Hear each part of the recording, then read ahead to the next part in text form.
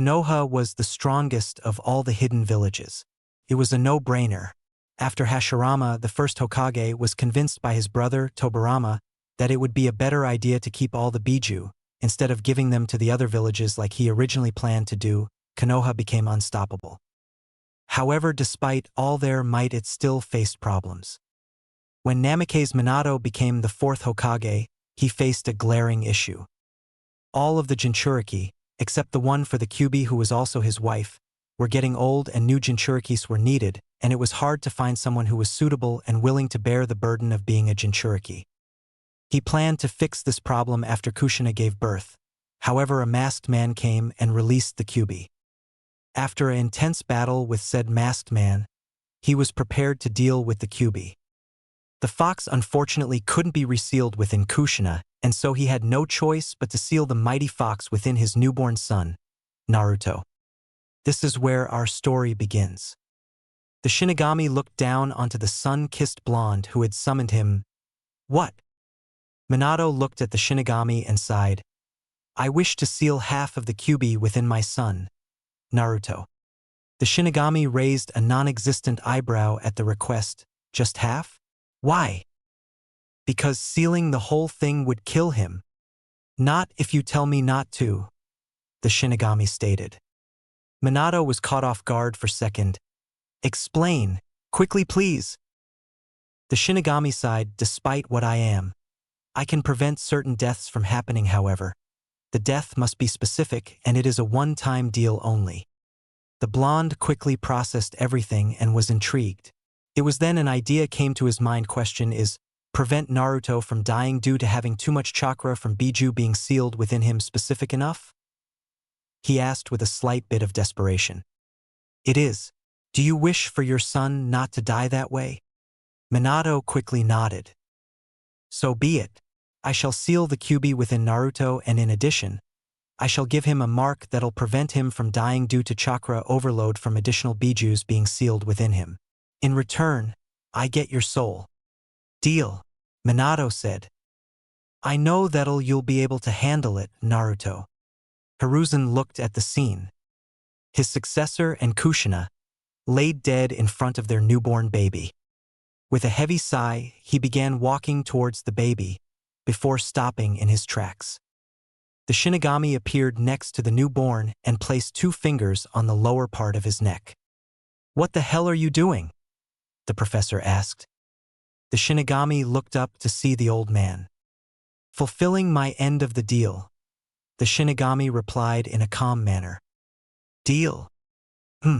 Guess he would want you to know. The Shinigami sighed. Minato asked me to place a mark upon the boy that'll prevent him from dying a certain way. Hiruzen raised an eyebrow at this.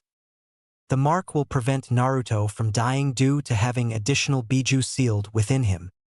Hiruzen went wide-eyed at this statement. Kami, I hope you know what you are asking for Minato. The Shinigami then lifted his hand off the newborn. Now identified as Naruto, it is done. He then vanished. Hiruzen then walked towards the newborn, picking him up. He then looked to where the Shinigami had placed the mark, seeing that it was a red X. Ugh, the council meeting will no doubt be interesting. Kill it. No, we are not killing him, the reinstated third Hokage stated, silencing the civilian side of the council. Minato stated that Naruto is to be seen as a hero, and we will respect his wishes, said while releasing a bit of killer intent. Meanwhile, Danzo looked at the newborn, a fine new weapon for Konoha. One to mold into the perfect shinobi. It was then, squinting, he noticed a red X. It couldn't be a scar or a birthmark. No, it was too red and straight for that. His curiosity got the better of him. Hiruzen. Hiruzen then turned his attention to the old Warhawk, who was once his friend. The two grew apart over the years, ever since Hiruzen was selected for the position of Hokage instead of him. May I inquire about the weird red X on the child? The room went silence, as everyone turned their gaze towards the child, with some not being able to see what Danzo was referring to. The side that did see, however, was the shinobi side of the council and the elder side as well. One of the elders, Hamura, broke the silence. What is that? Hiruzen took a deep sigh, dreading this topic that he was hoping to avoid as much as possible, without the civilian side being present. However, it was now unavoidable. That is a mark. A mark that'll allow Naruto to have the other Bijuus sealed within him and not suffer the possibility of death, due to chakra overload. Given to him by the fourth. The room went silent once again. All the Bijuus sealed within one Jinchuriki. The Warhawk couldn't help but smile. The ultimate weapon for Konoha? How could he say no? It was perfect really. They would no longer need to put their attention on the multiple Jinchurikis to make sure they were safe and didn't defect, no. All their attention would be on just one. Quickly Danzo spoke up. Well then, what are we waiting for? Let's seal the other Bijuus within the boy already. The civilian side of the council quickly erupted. Are you crazy? We can't allow the demon to grow more powerful than he already is. No way in hell. Hiruzen, quickly growing irritated, then slammed his fist. Quiet! The civilian side did as they were told. Now, this is a very delicate matter. I'd say we vote on it. The professor allowed for a few minutes of silence to pass, so that everyone could make up their mind. Good. Now, all those against having all the Bijuus sealed within Naruto raised their hands. Most of the civilian members raised their hands. Now, all those in favor of sealing all of the Bijuus within Naruto, raise your hands. Most of the shinobi members raised their hands along with the elders. Then it is decided. Naruto will have all the Bijuus sealed within him. Now, any laws regarding Jinchurikis will apply to him. Hiruzen then looked at the civilian side of the council, including the death penalty part. Most of the civilians trembled at the killer intent directed at them. Hiruzen, along with Danzo, Koharu, and Hamura walked into the room. There holding the new Jinchuriki was a tall man with long white hair, one of Hiruzen's students. Is it done, Jiraiya? The professor asked the Toad Sage. With a heavy sigh, Jiraiya delivered his answer. Yes, the other 8 have been sealed within Naruto. I hope you know what you are doing, Minato. Very good. Danzo said, anyways, you should probably be gone soon. Make sure our enemies think we're still strong. After a quick, displeased grunt towards the Warhawk, the Sannin handed his godson to his teacher and headed off. Hiruzen then started to head off towards the orphanage before being stopped. Hiruzen, for the benefit of Konoha, I would dash before Danzo could finish that sentence. Hiruzen cut him off. I know what you are going to ask, Danzo, and the answer is no. The professor said in a tone that made it clear that this topic was not up for debate. Hiruzen then exited the building, leaving behind a scowling Danzo. You can't keep him out of my hands forever, Hiruzen. I will have him under my wing and I will mold him into the perfect weapon for all of Konoha. Meanwhile, in a place that can only be described as sewer-like, the 9 Bijuus sat in silence. After many years of being separated and unable to see each other, they were finally together again. Unfortunately, they wished to have met each other again while they were free, and much to their disdain, they were still caged. After a while, the Kyuubi broke the silence. So, we're finally together again. It's nice to see you all again. The fox then turned his gaze towards the tanuki of the group. Well, some of you less than others. The Ichibi quickly responded, Go to hell, you arrogant fox bastard, he yelled while raising the finger towards the fox. The Sambai groaned, You both act like children sometimes. You know that? Yeah, settle it like true adults and fight. The Yanbi cheered. They can't. We're all stuck behind these cages, you musclehead. The Gobi said in a deadpan voice. Yeah, besides I would win anyways, the fox stated in a smug tone. The Ichibi grew a tick mark. Drrrr. So, what now? The Nibi asked. Not much we can do other than sit around, talk and nap, the Hachibi said. And wait for our Jinchuriki to grace us with his presence. He then added. Who knows, maybe he'll be nice. The Rokubi stated in an optimistic tone. The Kyubi scoffed, please. He'll probably be like all the rest. I'm actually going to have to disagree. I have a feeling that he will be different. I'm willing to bet on it. The Nanabai said. Well then, I'll hold you to that. Until then, I'm going to sleep. The fox replied. A young blond boy with whiskers was walking through the snow. The coldness of the snow couldn't compare to how cold he always felt. Ever since he was kicked out of the orphanage, he couldn't help but feel isolated.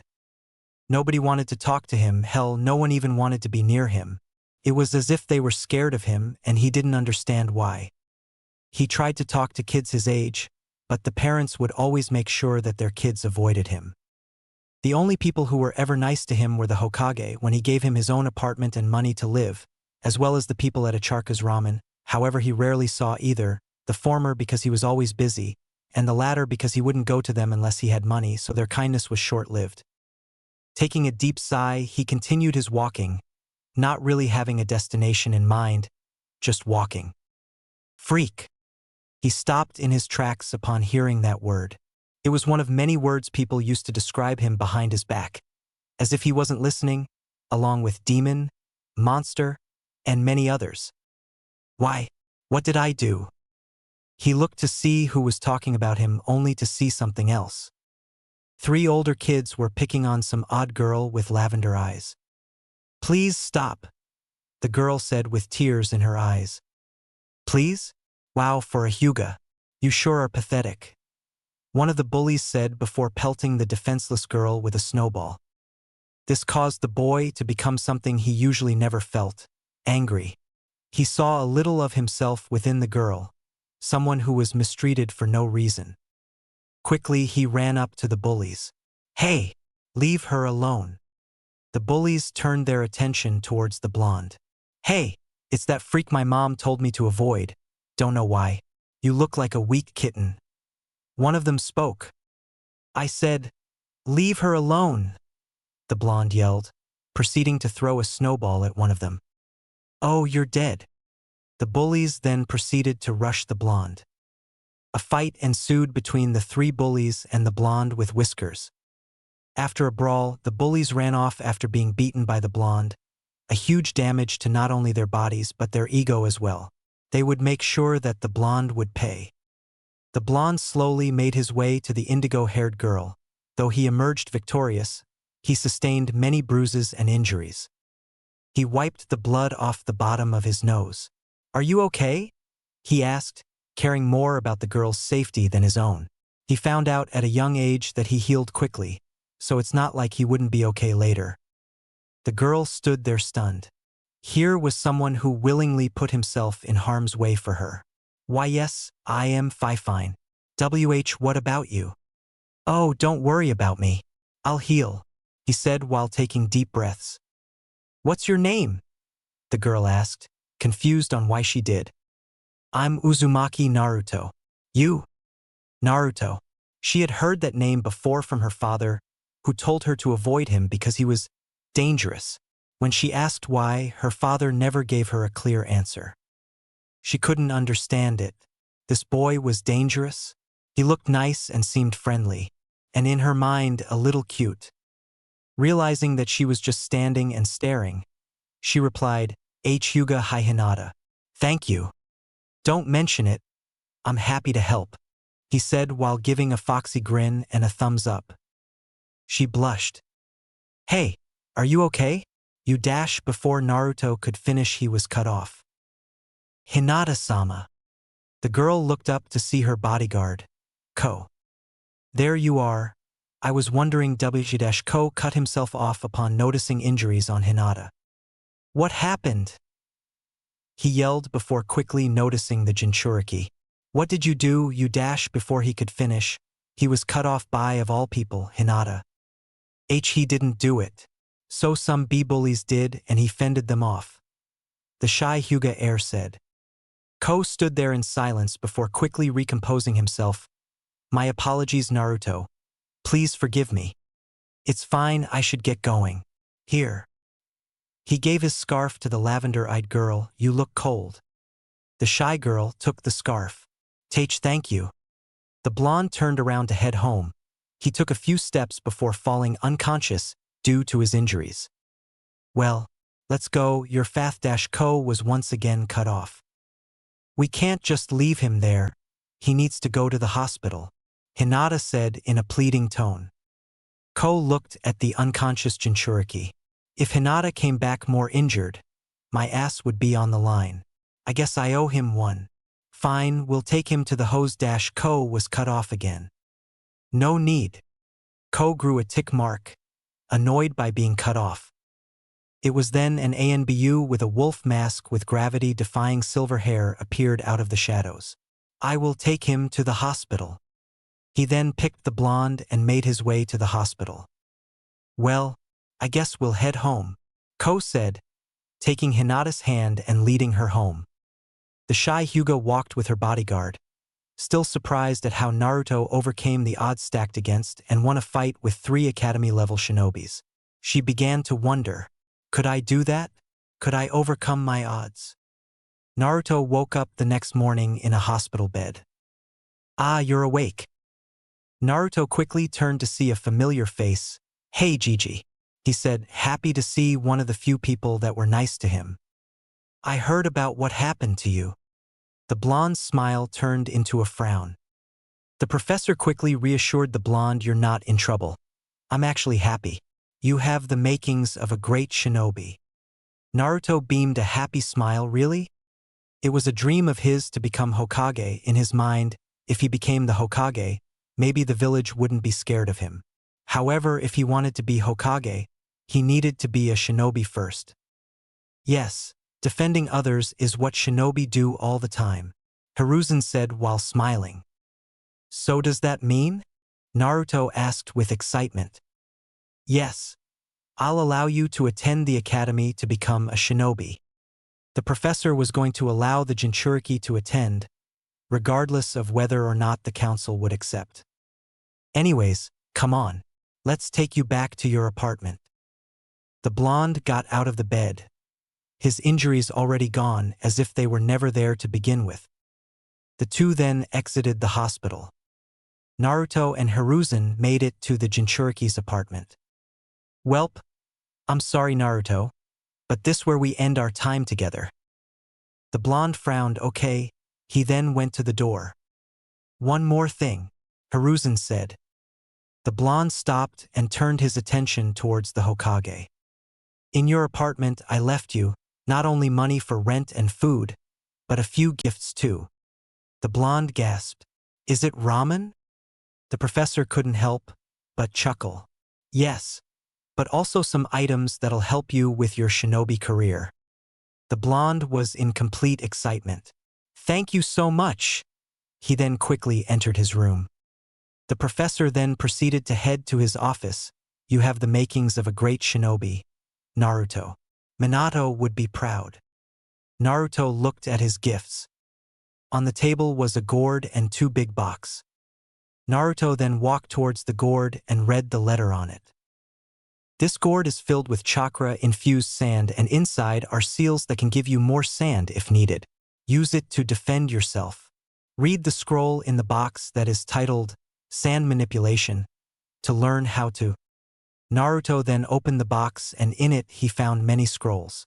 Some about fire jutsus, earth jutsus, water jutsus, wind jutsus, and many others that caught his attention, such as lava release and coral manipulation.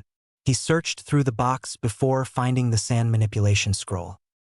Quickly he opened the scroll and began reading all of its contents. Meanwhile, within the boy's mind, a certain Tanuki couldn't help but gloat. Ha! Looks like he is interested about using number 1. The fox was quick to respond. It is recommended that you start at the bottom, usually the weakest and easiest, he said while grinning. Why you little dash? Oh, just marry each other already. The blue cat groaned. Omake, Koe's first words. Koe's mother watched as her baby reached out for her. With a smile, she picked up her baby boy. Dash. She held her breath. The baby then looked in her eyes and opened his mouth dash before being cut off. His first words. A tick mark grew on the boy. Naruto couldn't be more happy. Today was going to be his first day at the academy. His first step towards becoming Hokage. He put on his gourd. It was heavy at first and carrying it did cause him some back pains at first, but he quickly adjusted.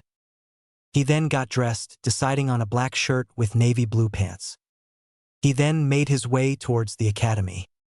His first few moments at the academy did not go well. Most people couldn't believe that the demon was allowed to attend and become a shinobi. He didn't let that bother him. He made his way towards the classroom and entered the door. Once he entered, he was met with multiple people staring. Among those staring was a familiar indigo-haired girl, Hinata. He remembered the girl and equally how the girl became the talk of the village. Apparently a Kumo ambassador attempted to kidnap her in order to give the Byakugan to Kumo. She successfully was able to break free and defend herself until Bijuus came and subdued the perp. She became very popular and even received a speech from Hiruzen commending her bravery and even offered the rank of genin to her, to which the Hyuga heiress declined. He was inspired by her bravery and this inspired him to work hard, so that one day he could get as popular as her. Although, the saddest part was that a rumor was spread that a Hyuga had to be killed in order to appease Kumo for nearly killing one of their own. The Hyuga, noticing that the blonde was staring at her, quickly turned away. The blonde shrugged and went to take his seat. Meanwhile, a certain lazy pineapple-haired boy couldn't help but be slightly intrigued by the boy. He had heard of Naruto, and he couldn't help but wonder why the blonde had the reputation he had. He attempted to get answers from his parents and all they said was, "Naruto is a very special person," and refused to emphasize on the subject. While the lazy Nara contemplated the blonde, a Inuzuka and a Aburame conversed with each other. "This is odd, my beetles seem to be oddly attracted to this kid," the Aburame said in his usual calm voice. "Heh, if you think that is weird, get this. Apparently Akamaru says he smells of tanuki, cat, turtle, ape, horse, slug, beetle, octopus, and fox." The Ninken above his head barked. I suppose the beetle smell would explain why my bugs are attracted to him, but then that raises the question of why he smells of beetle." The Aburame asked, growing more curious about the blonde. "Personally, I'm curious about that gourd he is carrying.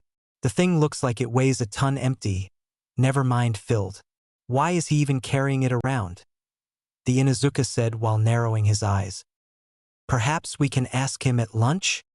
The Inuzuka nodded. The blonde took his seat next to a window and started staring out the window. His staring was then quickly interrupted. The blonde, along with other males, covered their ears at the screeching. The blonde turned to see what people were screeching about. Apparently some raven-haired boy had entered the room and a bunch of girls were excited to see him.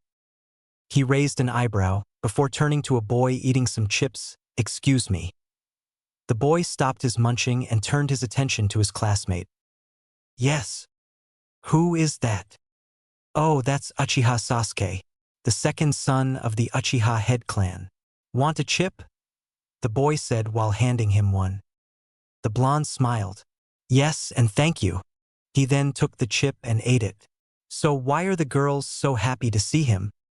Before the Akimichi could answer the blonde's question, the Inuzuka interrupted. "Because he is so cool," he said in a mocking tone. "And what makes him cool exactly?" A pink-haired girl then interjected. "What makes him cool? What makes him not cool?" I don't know. From what I see, he doesn't look all that special." The blonde said, not seeing what make the Uchiha look cool. "PFT, what is a baka like, you know?" It was then the Hyuga heiress added herself to the conversation. "Sakura, that was very rude." The girl, now identified as Sakura, quickly looked up at the role model for young Kunoichi. "But it's true. If he doesn't see what makes Sasuke-kun so cool, he is clearly a baka. You don't even know his name, and yet you insulted him right in his face. From my perspective, that comes off as very rude." The Aburame heir added. "All right, everyone, take your seats. Now." A man with a scar across his nose yelled. Everyone quickly obeyed. Ugh, hello? My name is Yumino Irika. I'm going to be one of your many senseis this year. Today, we're going to do some basic shinobi stuff such as shuriken throwing. Then after lunch, we're going to have a spar to round up the day. Everyone started muttering. Let's first take attendance. Naruto was, like always, being alone. He ate his lunch and quietly sobbed. He hated being alone and had hopes he could make some friends at the academy. Hey, Naruto, was it? The blonde looked up to see a pineapple-haired boy. Yes, why? Want to sit with me and my friends? The blonde was taken aback by the question. You all want me to sit with you? If it's not too troublesome. The blonde stared at the boy before giving his answer. I would love to. Cool. Shikamaru, by the way. The two then went to a table that had 7 other people. He and Shikamaru took their seats. All right, I got him. I already introduced myself, so you can do the rest. The Nara said before laying his head on the table. Choji. Ino. Hinata. Shino. Kiba, and this is Akamaru. The Ninken above him barked. Sakura. HN. Sasuke. So cool. The fangirls said with hearts in their eyes. Naruto, and it's nice to meet all of you, the blonde said with a smile. Silence filled the group before the lazy Nara spoke. Hey, if you don't mind, we have some questions. Not at all, ask away. Kiba was the first to ask his question. What's with the gourd? Oh, this was a gift. What's it filled with? The Inuzuka continued. Sand. Everyone was caught off guard by this answer. Why do you carry around a gourd of sand? Shikamaru asked. Oh, because I can do multiple things with it, like defend myself. Baka, you can't use sand to defend yourself, Sakura said. The blonde just smirked. Just wait until get to spar. I'll prove you wrong. Anyways, other than that, I can do multiple things with the sand, like make sand sculptures. Oh really? Ino asked while getting an amazing idea in her mind at least. Hi.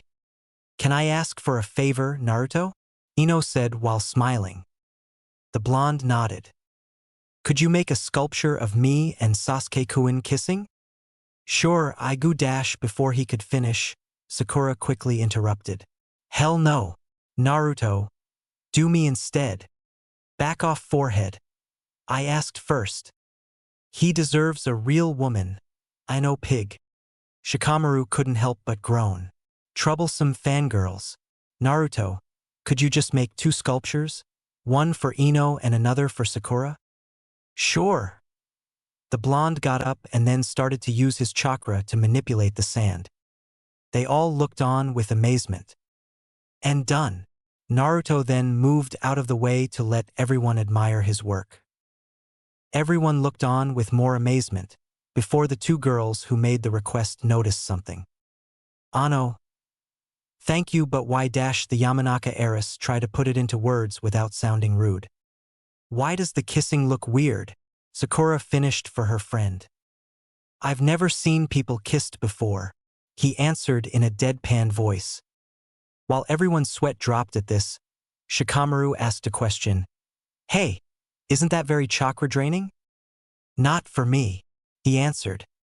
The Hyuga heiress grew curious and activated her Byakugan, only to loudly gasp at what she was seeing. What is it, Hinata? Shino asked, curious as to what made her gasp. And Naruto, not only do you have an unfathomable amount of chakra, why you have 10 different chakra colors. Everyone was taken aback by this. 10 different chakra colors? That should be impossible. He should only have 1. What are they? Naruto asked as he too was curious. First is the normal light blue everyone has, then tan, dark blue, gray, red, a bluish white, then a snow white, a grayish blue, purple, and finally orange, she replied. Before they could dive into this further, Irika spoke up. All right everyone, follow me and Mizuki. Everyone did just that. Okay, here's how the matches are going to go. You both are going to go at each other until one of is either ringed out or knocked out. Understood, Mizuki said while looking at the students. Everyone gave a collective yes. And remember, this is a spar, so don't go too far. Okay. First up, Sasuke and Naruto. Arika said. Kick his butt, Sasuke-kun. Show this nobody who's boss. Kick this freak down a peg. Naruto and Sasuke stood opposite of each other. Hajime. Sasuke quickly rushed at Naruto, lining up for a punch. Before the punch could land on the blonde, it was blocked by the sand. Everyone gasped. Naruto then retaliated by pushing Sasuke back with a punch of his own. Sasuke got up and recollected himself, and started making hand seals. The blonde knew which jutsu was trying to use and quickly made the same hand seals. Fireball jutsu, the raven-haired boy yelled. Fireball jutsu, the blonde yelled, producing a fireball that not only was bigger but, oddly enough, blue. Naruto's fireball overpowered Sasuke's, and Sasuke quickly got out of the way. This nobody is showing me up. I can't lose to him. What will my father think? The Uchiha thought bitterly. He quickly noticed that the blonde was rushing towards him. Before the blonde could react, Sasuke had stabbed him in the chest with a kunai, and then Sasuke punched him in the face and the blonde fell unconscious. Sasuke smirked at his victory, but then the realization of what he did set in. Oh shit!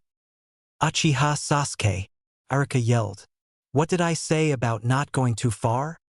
Meanwhile, Naruto found himself in some sewer-like place. Before he could process where he was, a loud voice came out to him.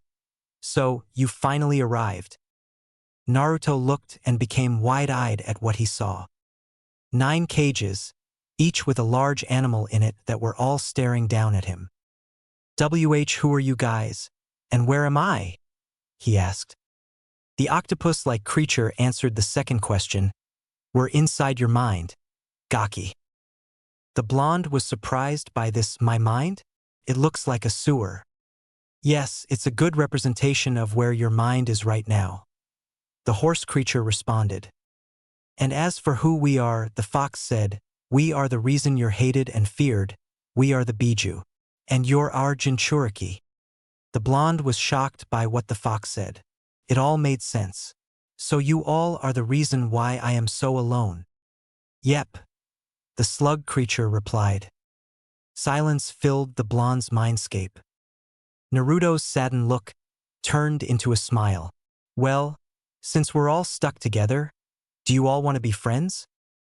The Bijuus were all taken aback by what the blonde said. They all tried sensing the boy to see if he had some intentions just to use more of their powers. But to their surprise, they couldn't find anything, not even the Kyuubi, who was the best at sensing out of all of them. Couldn't. You seriously want to be friends with us? The Shichibi asked. The blonde nodded. Silence filled the mindscape once again. Why not? The Sanbai said. Sure. The Hachibi added. The Nibi, Gobi, Rokubi, and Nanabi then gave various forms of yes.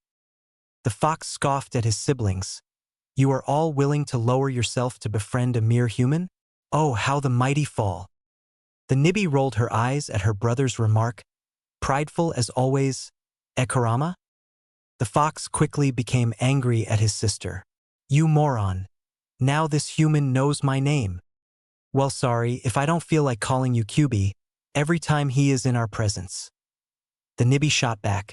In fact, you know what?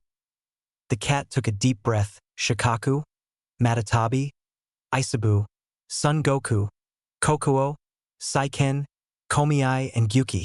There, now he knows all our names. Happy now? The now identified Matatabi asked. The fox did nothing but grumbled underneath its breath. Since we're all friends now, could you please remove these seals and change part of your mind so that it's comfortable for us, please? Yuki asked. Naruto did just that, but only for the Bijuus that agreed to be his friends. He left Shikaku's, Goku's, and Kurama's cage alone. Thank you, Gaki. Kokuo said. Well, I guess I should wake up now, huh? See you all hopefully soon. The blonde said with a smile. Actually, we can still communicate with you when you are not within your mindscape, Yuki replied. Oh. Naruto woke up to find himself in the nursery. Thank God you're all right. Naruto looked up to see Hinata. The Hyuga quickly blushed. Oh, how are you feeling, Naruto-kun? Naruto gave the Hyuga heiress a fox grin. I'm doing all right, thank you for asking. Hinata let out a smile. Sorry, I'm the only one H here. The others H had to go home. I was only able to convince my bodyguard to stay under the promise that we go as soon as you woke up. You didn't have to do that, but thanks. The Hyuga sighed. Well, I need to go now. Go goodbye, Naruto-kun. Bye. And just like that, Naruto's first day at the academy was over. Naruto couldn't help but let out a huge smile as he had made a bunch of new friends. Omake, the seven-tailed beast. Hey Komi, I have a question, Naruto said to the Nanabi. The Shichibi looked down at its Jinchuriki. Yes, Naruto? In the Japanese version, is it Nanabi or is it Shichibi? It's both, the Nanabi replied. Really? The Shichibi nodded. In fact, it's going to be a running joke in this book that the author constantly changes it. The Nanabi added. I would say that will quickly become unfunny, but that implies that it's funny to begin with. Yes, in actuality, it'll become very annoying for not only the reader but the author as well. Like how it's becoming right now as he is writing this Omake. The Shichibi said. Okay, enough breaking the fourth wall, it's expensive to repair, you know? A mighty version of my voice said. Hey, that's my line. Technically, it's your mother's. The Nanabi and I said at the same time. Time skip. Okay. Next up is Hinata and Naruto. The blonde left his gourd on his seat. This was just a pure match after all. He wanted to try out his taijutsu that he created after all. He then walk into the arena. Kick his butt, Hinataheim. Show that nobody his place. The Hyuga heiress couldn't help but frown at her fan club. She hated how they treated Naruto-kun. Even after she told them that the reason she is like the way she is today is because of Naruto, they still treated him like crap. She also wasn't a fan of how they tried to pair her up with Sasuke, despite making it clear that she was not interested. She then went towards her opponent/inspiration. She enacted the act of friendship and lifted her hand towards the blonde, catching said blonde, along with everyone else, off guard. I've been looking forward to this day, Naruto, she said while smiling. She had been for a while. Ever since her father found out that they shared the same class, he had forbid her from interacting with the blonde, much to her dismay. The blonde was still trying to process on why the Hyuga princess would want to be friends with him, a nobody, especially since they haven't interacted a whole lot ever since the first day at the academy. Just accept it already, Kokuo said. Okay, fine. The blonde then shook the Hyuga's hand, noticing a light blush.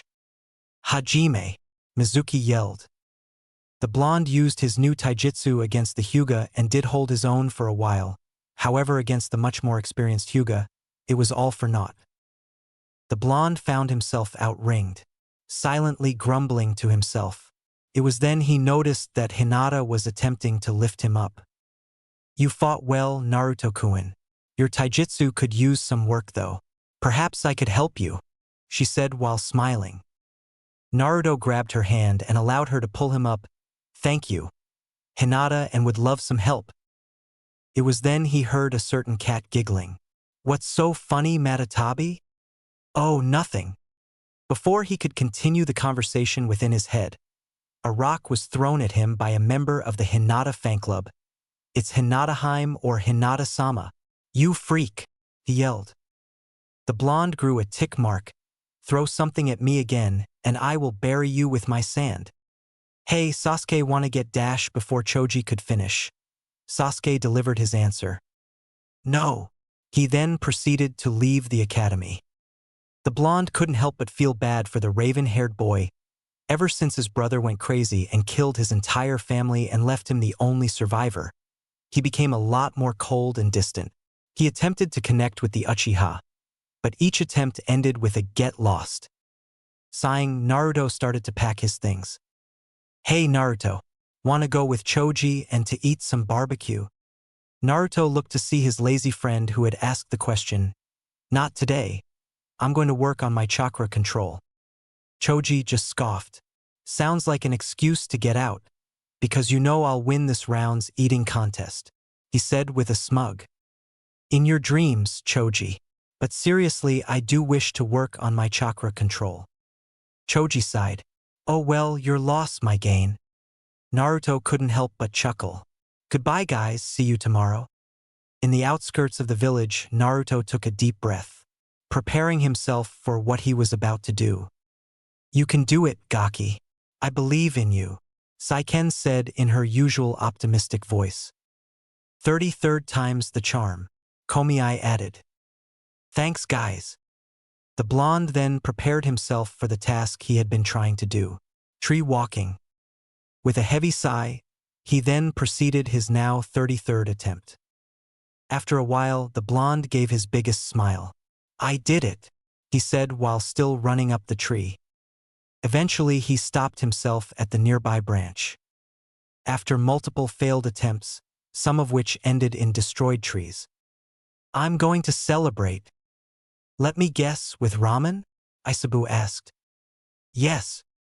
He then jumped off the tree and started headed back to the village.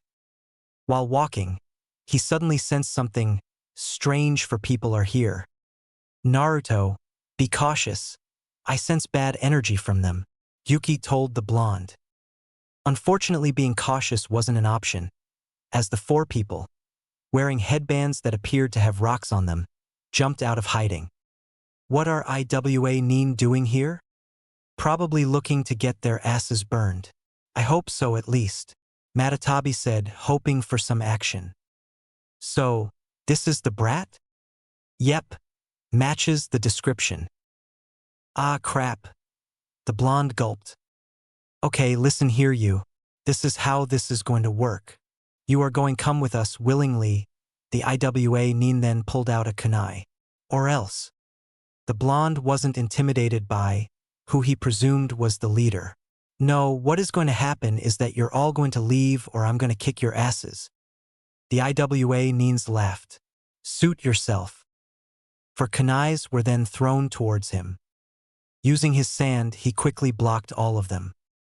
Two of the IWA Nins then rushed at him. Quickly, Naruto pulled out his bamboo jug and pulled out its pipe. Both were also gifts from Hiruzen.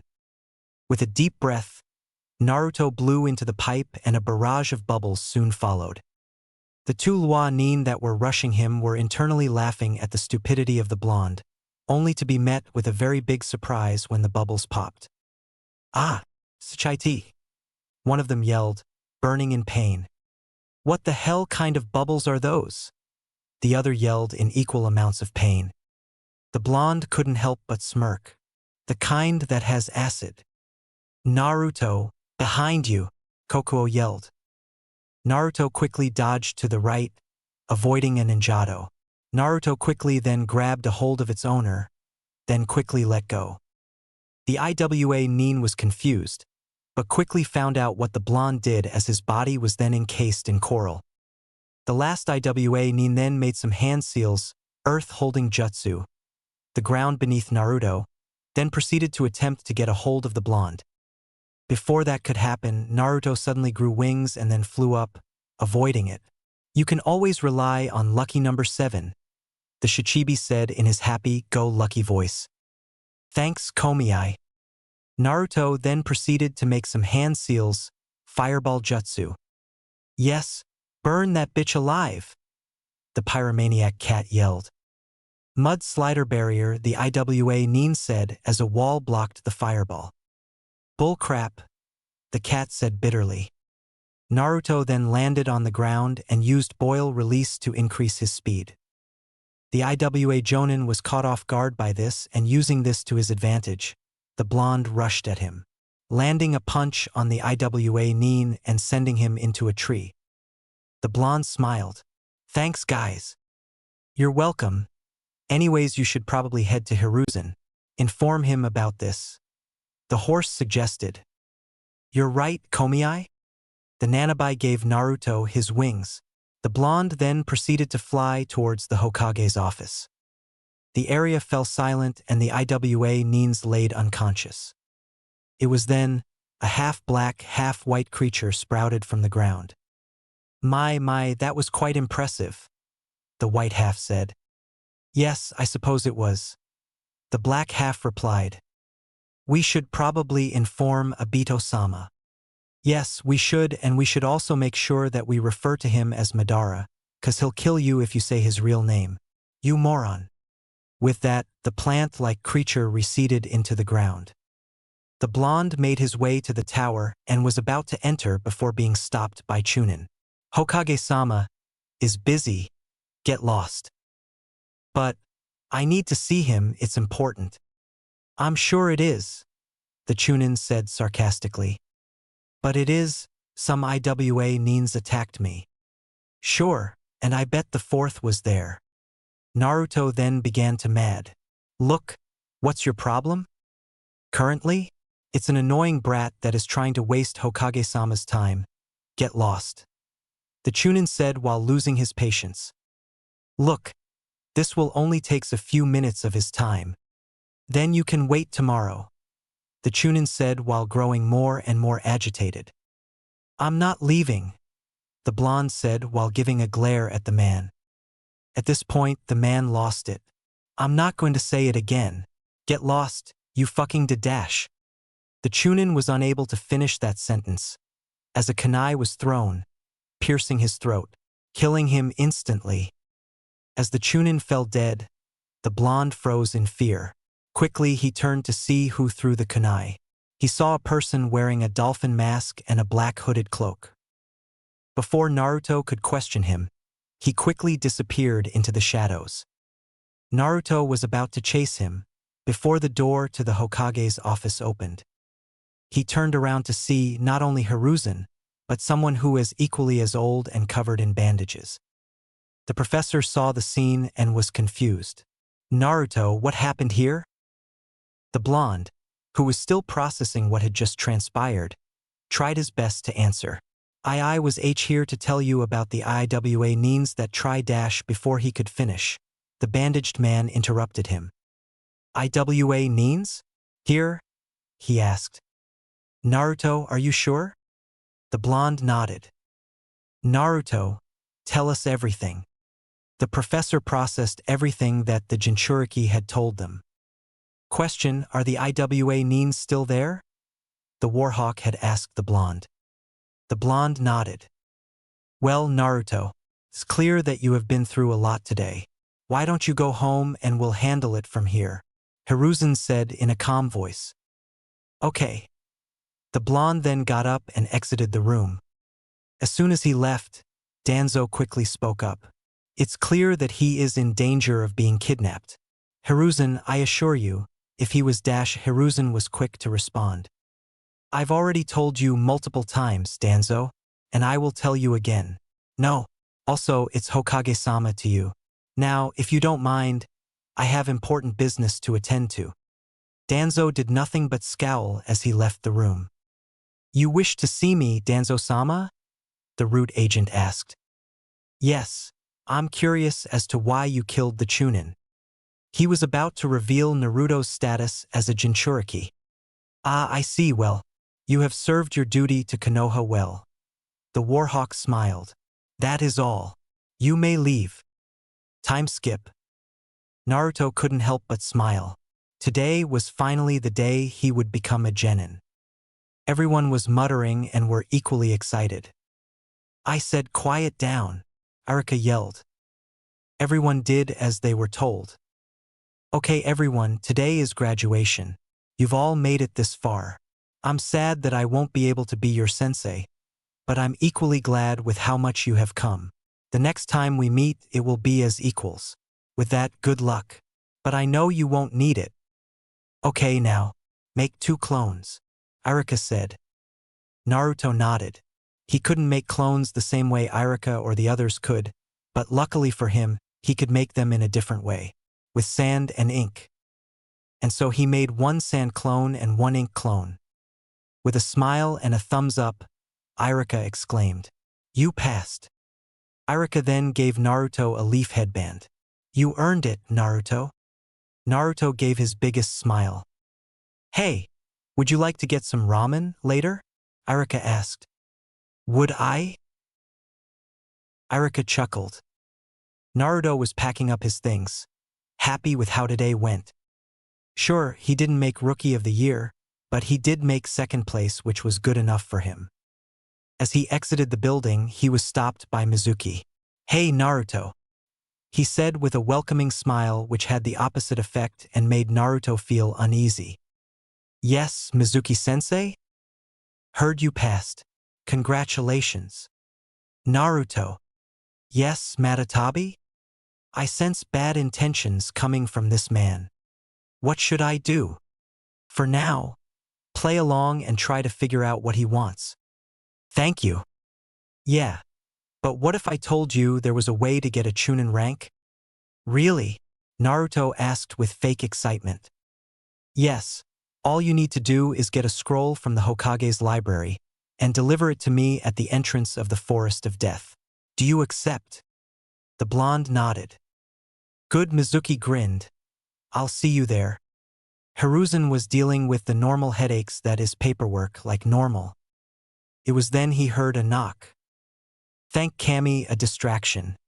He thought, "Come in." It was then a certain sun-kissed blonde entered the room. "Ah, Naruto. Good to see you. I heard that you passed. Congratulations," he said while smiling. "Hey, Hiruzen." Hiruzen instantly knew something was wrong. Naruto wouldn't call him by his name unless something was wrong. "What is wrong, Naruto?" Naruto then proceeded to tell Hiruzen everything. "I see. Well, thank you for informing me. Umbu." It was then 4 ANBU agents appeared. "I want Mizuki captured and sent to Ibiki." "Hi," they collectively said and scattered. As the blonde went to go home, he was stopped. "Naruto." The blonde turned around to face the professor. With a heavy sigh, Hiruzen prepared for the reactions the blonde would no doubt have. "I think it's time you know about why the village is seemingly scared of you. It's because of the Bijuus, right?" This was unexpected for Hiruzen. "How dash?" Before he could finish, Naruto answered. "Day 1 of the academy." Silence filled the room. "Naruto, I'm sorry." "It's okay. I had time to be upset, and I'm over it. I don't hold a grudge against you or the village." "That's good to hear. I was expecting a lot of things." "Well, if nothing else, I'll be gone. Actually, I left a few gifts for you back at your apartment, including a scroll on how to make a specific type of clone, different than the ones at the academy or the ones you make." With a smile, Naruto thanked Hiruzen and head off. Once the blonde arrived at his apartment, he looked to see the new gifts from the old man. The first was a black outfit that he already loved, and the second was a scroll titled Shadow Clones. Today was the day that the genin would be assigned to a team. Naruto was excited. He wondered which team he would be a part of, who would be his teammates, and who would be their sensei. "I personally hope it's not with the Uchiha," Kokuo said. "Huh? Oh, ignore him. He is just being grumpy," Saiken said. "Although, I also hope that we don't get paired up with him too." "All right, class." Everyone turned their attention to Iruka. "Today is the day you'll be assigned to Dash." Before he could finish, he was interrupted by a pink-haired girl who asked a question that everyone else was wondering. Well, everyone except for Naruto. "Iruka-sensei, where's Mizuki-sensei?" Iruka sighed. "Mizuki is currently under arrest for attempted treason against Konoha." Everyone gasped and began muttering amongst themselves. "Due to the fact that the investigation is still ongoing, I cannot go into further detail." They continue muttering. "Anyways, regardless, Today is the day that you're going to be assigned to a team. I will be telling you which team you are on. Team 1. Naruto ignored the team assigned until Team 7, Uchiha Sasuke, Uzumaki Naruto, and Hyuga Hinata. Your sensei will be Hatake Kakashi. The Sasuke and Hinata fan clubs groaned in disappointment. Kami, damn it, the 9 Bijuus thought. It was like this before. Their previous Jinchurikis would be assigned to a Uchiha in some way to make sure that they would be kept in check, whether it be as bodyguards or as teammates. I will be on a team with Naruto-kun? The Hyuga couldn't help but smile at this. Not only would she be on a team with someone who was her inspiration but also her crush at the same time. She blushed a little. I hope he returns the feelings. Meanwhile, the Rookie of the Year wasn't as happy, thinking that the two will only hold him back, despite the fact that one of them was the top kunoichi, and the other was a second close to Rookie of the Year. Meanwhile, a certain lazy pineapple-haired boy couldn't help but wonder something. Strange, I thought the formula was Rookie of the Year, then top kunoichi, and finally dead last. He shrugged to himself. Guess they decided to change it up for whatever reason. He sighed, troublesome. Choji looked at his friend. Huh. Nothing. After all the other teams were called, they were collected by their respective sensei, except for Team 7, who were still waiting for their sensei. Naruto decided to try to get to know his teammates a little better. He first turned to the raven-haired boy. Hey Sasuke, are you excited to be shinobi? The Uchiha scoffed. Don't talk to me, nobody. Typical Uchiha arrogance, the fox said, showing his disdain for the clan. Realizing it was a lost cause, he turned to the Hyuga heiress. What about you, Hinata? The lavender-eyed girl quickly turned the other way in an attempt to hide her blush. The blonde was confused. Was there dash? No, there's something in my eye. Oh, okay then, he said, not really buying her excuse. She must not want to talk to me either. I guess that training together was just pity. He thought sadly. The blue cat sighed. You're an idiot sometimes, you know that? Huh. Nothing. The blonde sighed. Well, if nothing else, I'll just take a nap. Wake me up when he gets here, please. It was an hour later and their sensei still hadn't arrived. Where the hell is he? The last Uchiha said through his teeth. Maybe he got lost? The Hyuga heiress responded. Before the Uchiha could respond, he was cut off by the sound of the door opening. The two turned hoping it was this Kakashi, but instead it was some cloaked figure wearing an animal mask. The Hyuga raised an eyebrow. Ano, who are dash? She was cut off by figure throwing kunais at her and Sasuke. The two quickly dodged the kunais and looked as the figure jumped out the window. They followed in pursuit. Once outside, the figure looked at the two. Ah, I see you both survived. Makes sense. It would have been embarrassing for people from clans of elites to die cause of some simple kunai throws, he said, his voice being distorted by the mask. The figure then turned to the Uchiha. Although, in your case, it's just elite now, is it? Said Uchiha quickly got angered by the figure and some hand seals fireball jutsu, he yelled. The figure quickly dodged the fireball and pulled out a paintbrush and a canvas. Hinata and Sasuke raised an eyebrow at this. Then suddenly, a wolf popped out of the canvas and charged at Sasuke. While Sasuke dealt with the wolf, Hinata charged at the figure attempting to punch him. The figure quickly dodged the punch. This guy is no joke, she thought to herself. She then took her clan's fighting stance and activated her Byakugan. The figure quickly replied, Ah, the gentle fist and the Byakugan. Frankly, I'm honored. The figure then quickly drew on his canvas and started painting. She quickly tried to stop him, but it was too late. A hawk sprouted out of the canvas and quickly charged and grabbed the Hyuga heiress. As the hawk flew up higher, the Byakugan princess attempted to land a hit on the black and white hawk.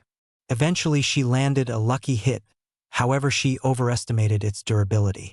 With one hit, the creature then exploded into ink.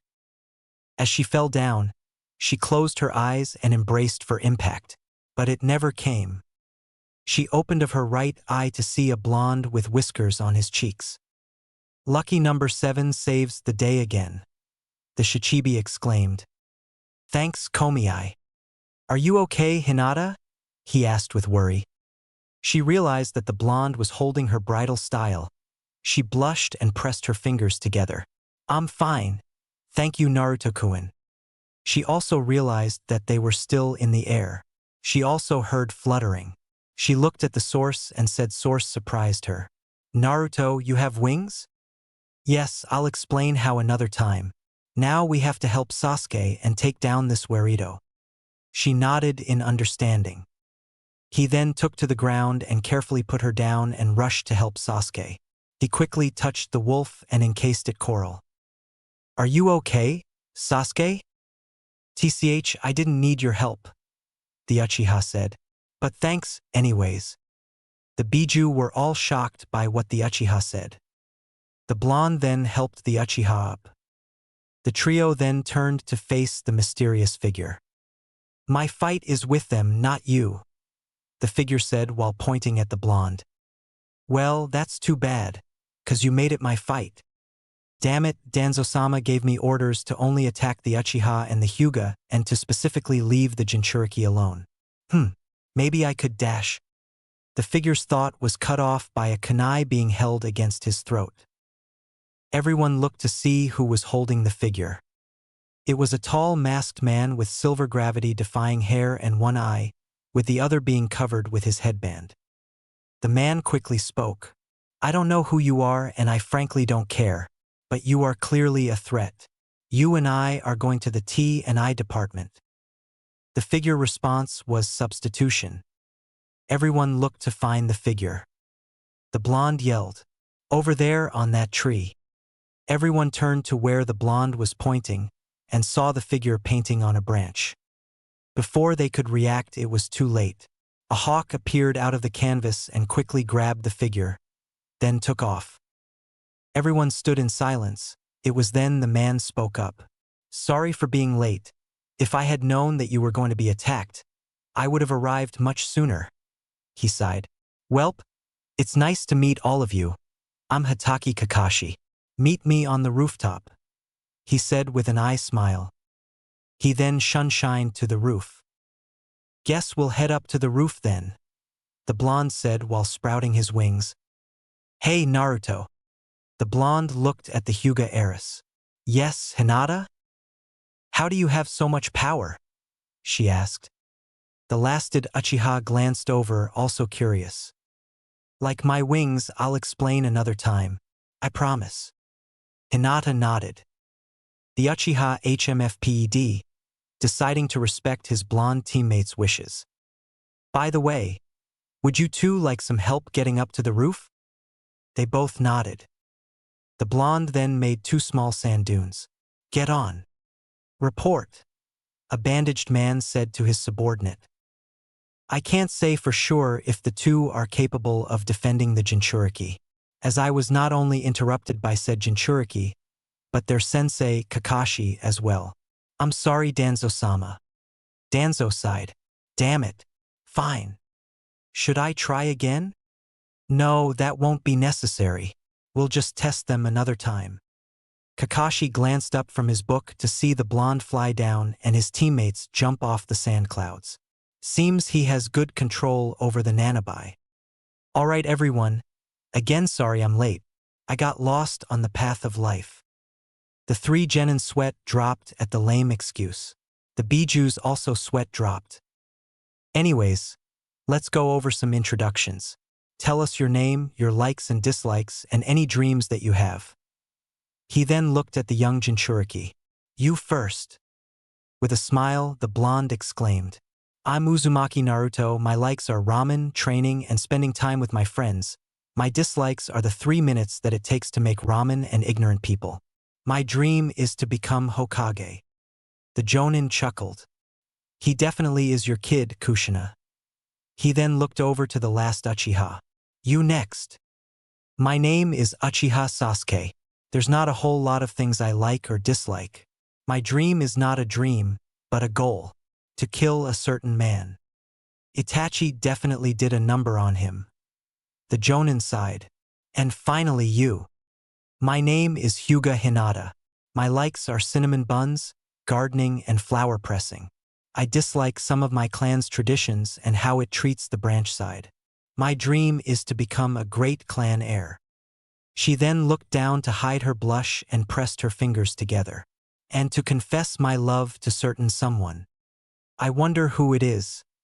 The Jonin thought sarcastically. Guess I'll go next. You already know my name. My likes and dislikes are something I don't feel like telling you, and as for dreams, I don't really have one. Everyone's sweat dropped at this. The blonde sighed. You give off enough lazy energy to rival a certain friend of mine. My name is Shikamaru then sneezed. Ah, bless me. Anyways, the one-eye Jonin said, you should know that tomorrow, only 2 of you are becoming genin. What? The blonde yelled. But we already passed the genin test. Correction. You only passed the test to show that you are capable of being genin. The actual genin test is tomorrow. Come to training ground 7. And don't eat, you'll throw up. The Jonin said before he shunshin away. The blonde sighed. Good luck tomorrow, guys. He then got up and started going home, before being called out by certain turtle. Naruto. Yes, Isabu?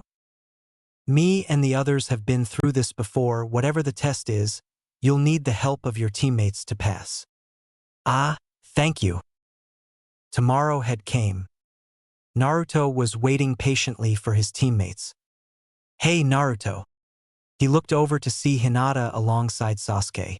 He smiled and waved at them. Hey guys. The 2 sat down next to their teammate. Guys, I need to tell you something. The Hyuga and Uchiha looked at their blonde teammate. Whatever the test Kakashi-sensei gives us, we'll need to work together in order to pass.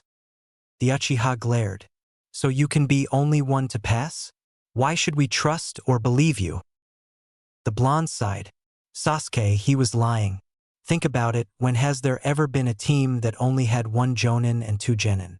And besides, we're Genin. Do you think we could, on our own, beat a Jonin? Much less a very experienced one. The Uchiha wanted to retort, but couldn't find anything faulty in the blonde's logic. It was all true. The blonde continued. Whatever the test is, if we do it alone, we'll fail. I just ask that we work together. Is that okay? The Uchiha thought to himself for a bit. Naruto was one of the few people at the academy who he considered his equal, being able to hold his own against him when they spar. He would never admit it to anyone, especially not to him, but the Uchiha respected the blonde and his power. As long as he doesn't hold me back, I guess it'll be worth it to at least cooperate with him for now. He sighed and gave his answer. Okay, I'll work with you. The blonde smiled and turned his attention to his indigo-haired teammate. Hinata. The Hyuga heiress was more than happy to work alongside her crush and quickly gave her answer. Hi. Then it's settled.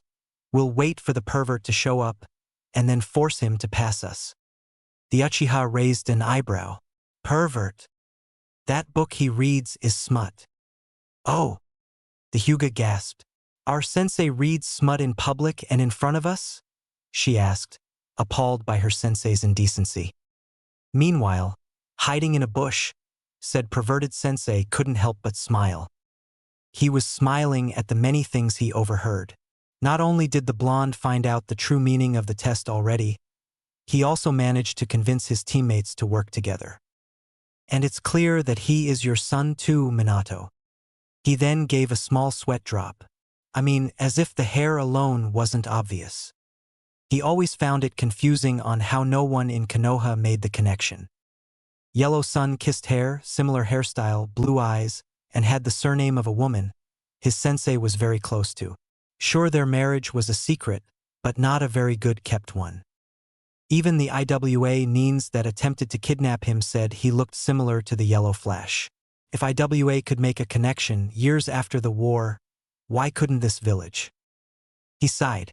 I guess hatred really does blind us. It was then that the Uchiha's stomach growled. Hinata noticed. Oh, my family made us some food. She then lifted her bag, that contained bento boxes, one for all three of them. I'll pass, Sasuke said while silently regretting it. Thanks, but I ate, the blonde said. Before the Hyuga could protest to eat the food that her family made, her bag was stolen by a blur. The three looked to see their sensei. Thanks for making me lunch, Hinata. He then put the bag somewhere for later and looked at the three. Are you all ready? The blonde smirked. You bet we are. The Uchiha smirked alongside his confident teammate. Whatever you have, we're ready.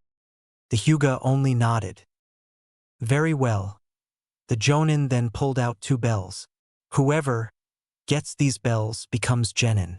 If you don't come at me with the intent to kill, you won't get them. The test ends at sundown. Understood.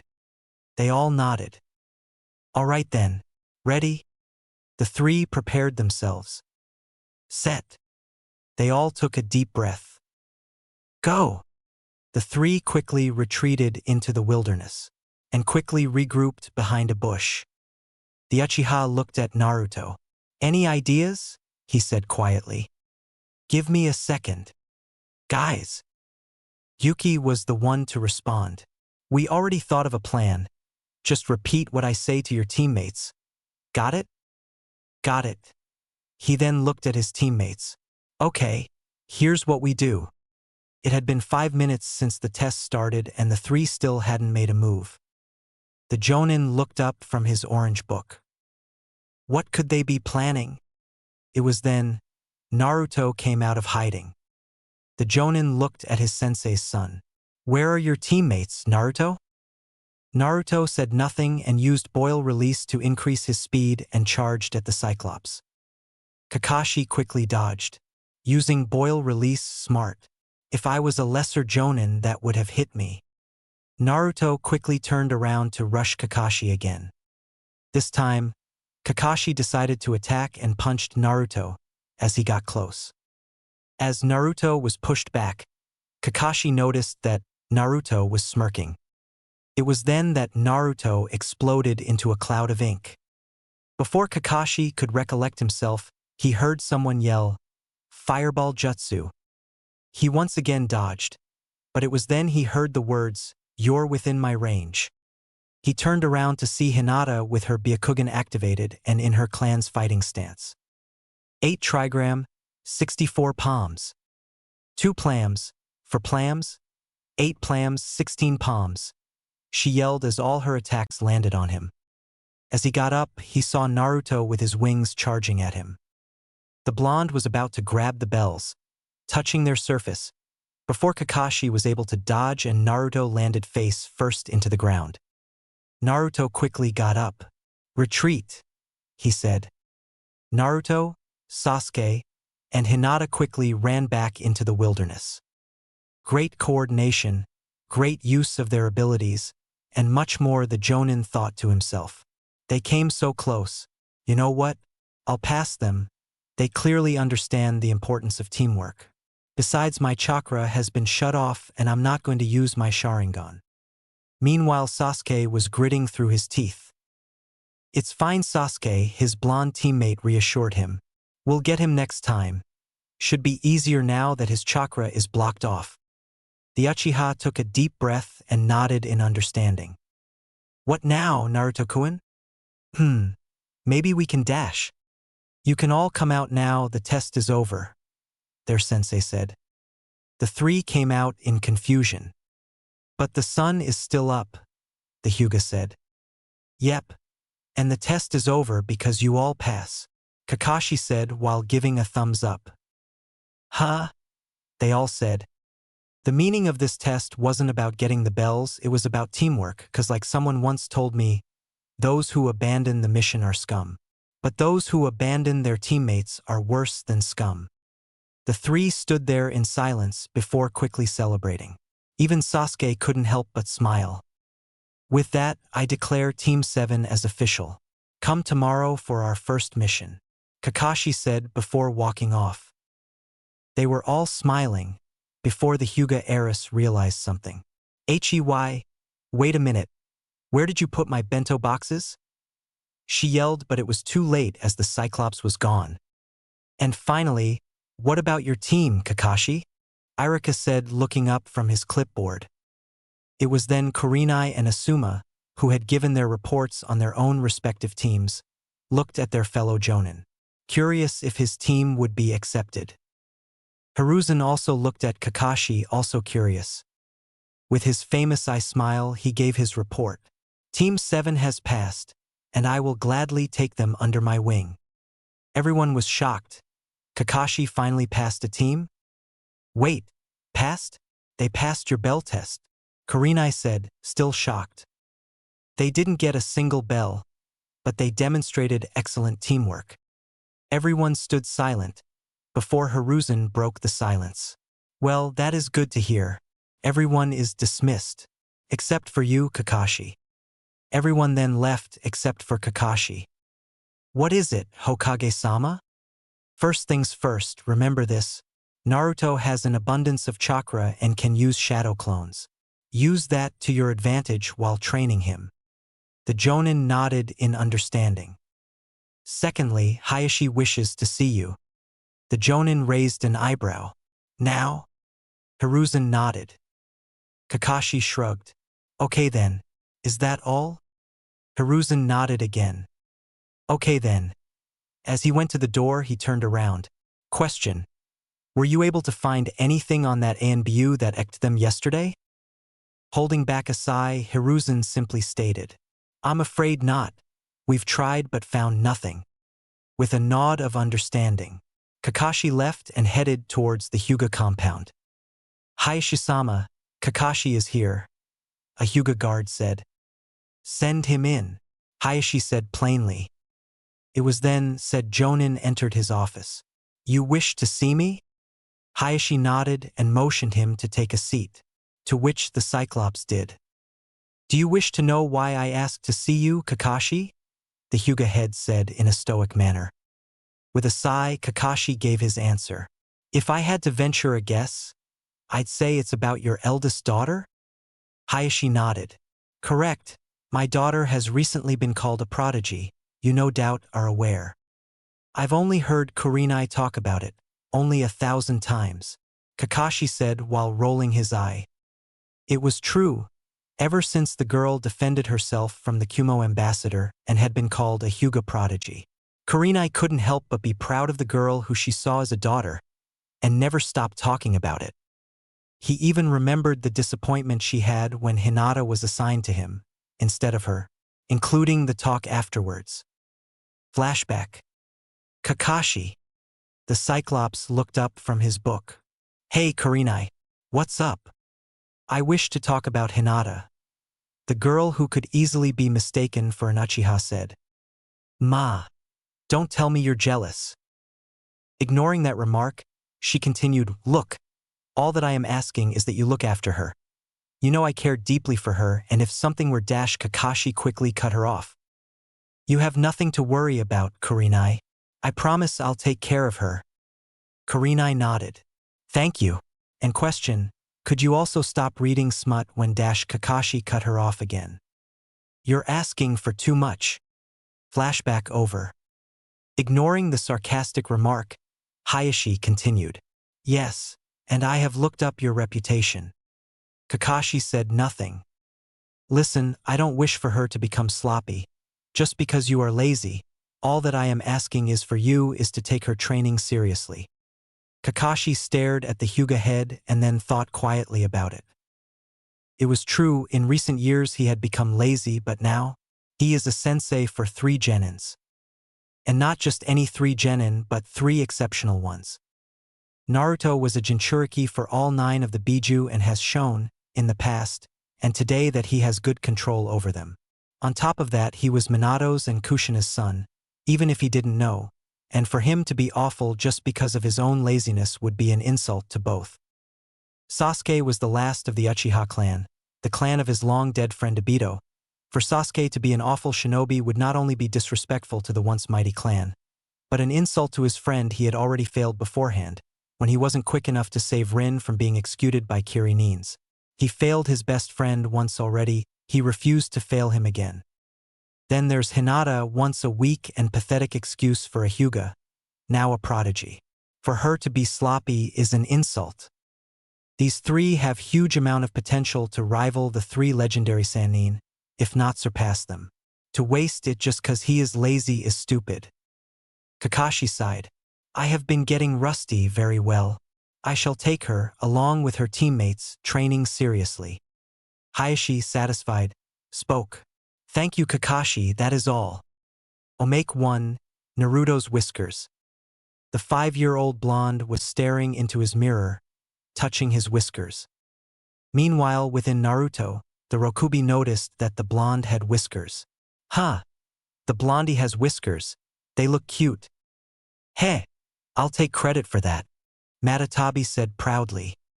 Kurama spoke up. Actually, those are cause of me, thank you very much, he said in a matter-of-fact tone. The blue cat turned to her brother. And how would you know? She said. Because they were there when I was sealed within in him, and his mother was my previous Jinchuriki. The fox said. And when exactly did you get a good look at him? Matatabi asked, getting more agitated. I don't have to tell you, he said, not liking his sister's tone. So you're admitting that you don't know? No, I'm not saying anything except that the whiskers are cause of me. And you're trying to steal credit from me, Matatabi said angrily. The fox yelled back. I'm not. The whiskers are because of me, not you, you pyromaniac. Cats are more associated with whiskers. That doesn't mean shit. Meanwhile, the young blonde boy put his hand over his stomach. Why my tummy feel weird? Omake 2, Hinata's mind. Hinata laid in her bed with one thing on her mind. Naruto-kun can fly. Her mind went wild with imagination. She quickly pulled her pillow away and grabbed her secret book. Hinata's book of fanfiction, featuring Naruto-kun 3, is what it said. Unlocking the book and flipping to a blank page, she quickly got to work. Kami, writing this feels so embarrassing, but it feels so much more good that I don't care. She wrote her book and didn't leave her room for an entire week, except to eat. They were all waiting for Kakashi. Naruto sighed, guys. I think that this is going to be a theme. Sasuke grunted. I heard that this guy was a powerful jonin.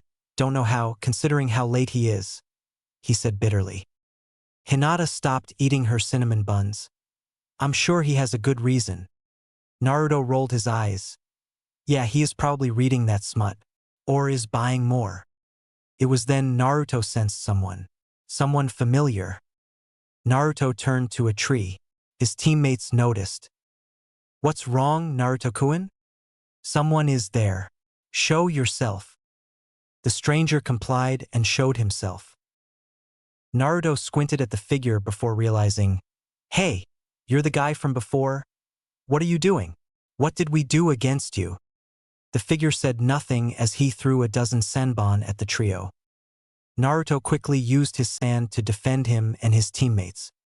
Using this to his advantage, he ordered several of his birds armed with explosive tags to charge at them.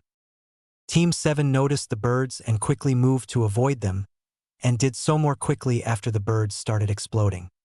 Sasuke decided to rush at the figure, kunai in hand. His attempted stabbing was blocked by the figure's ninjato. While the figure was distracted by Sasuke, Naruto decided to run up and punch the figure. The figure landed into a tree and found himself encased in coral, binding him to the floor. Naruto then lifted the figure's mask, revealing a very pale boy. Who are you? Naruto asked.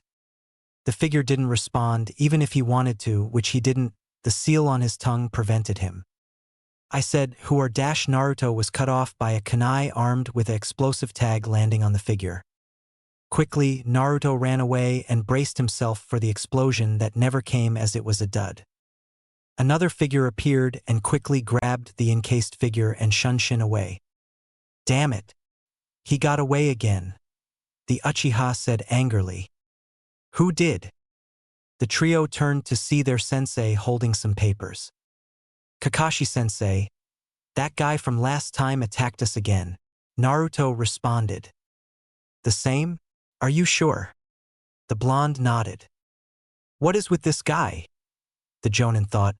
Okay, I'll fill these holes and we'll get into what we're doing today. After filling up the last hole, the Cyclops then walked to his students.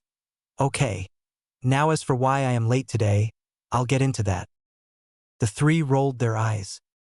I know, but trust me, I have a good excuse this time.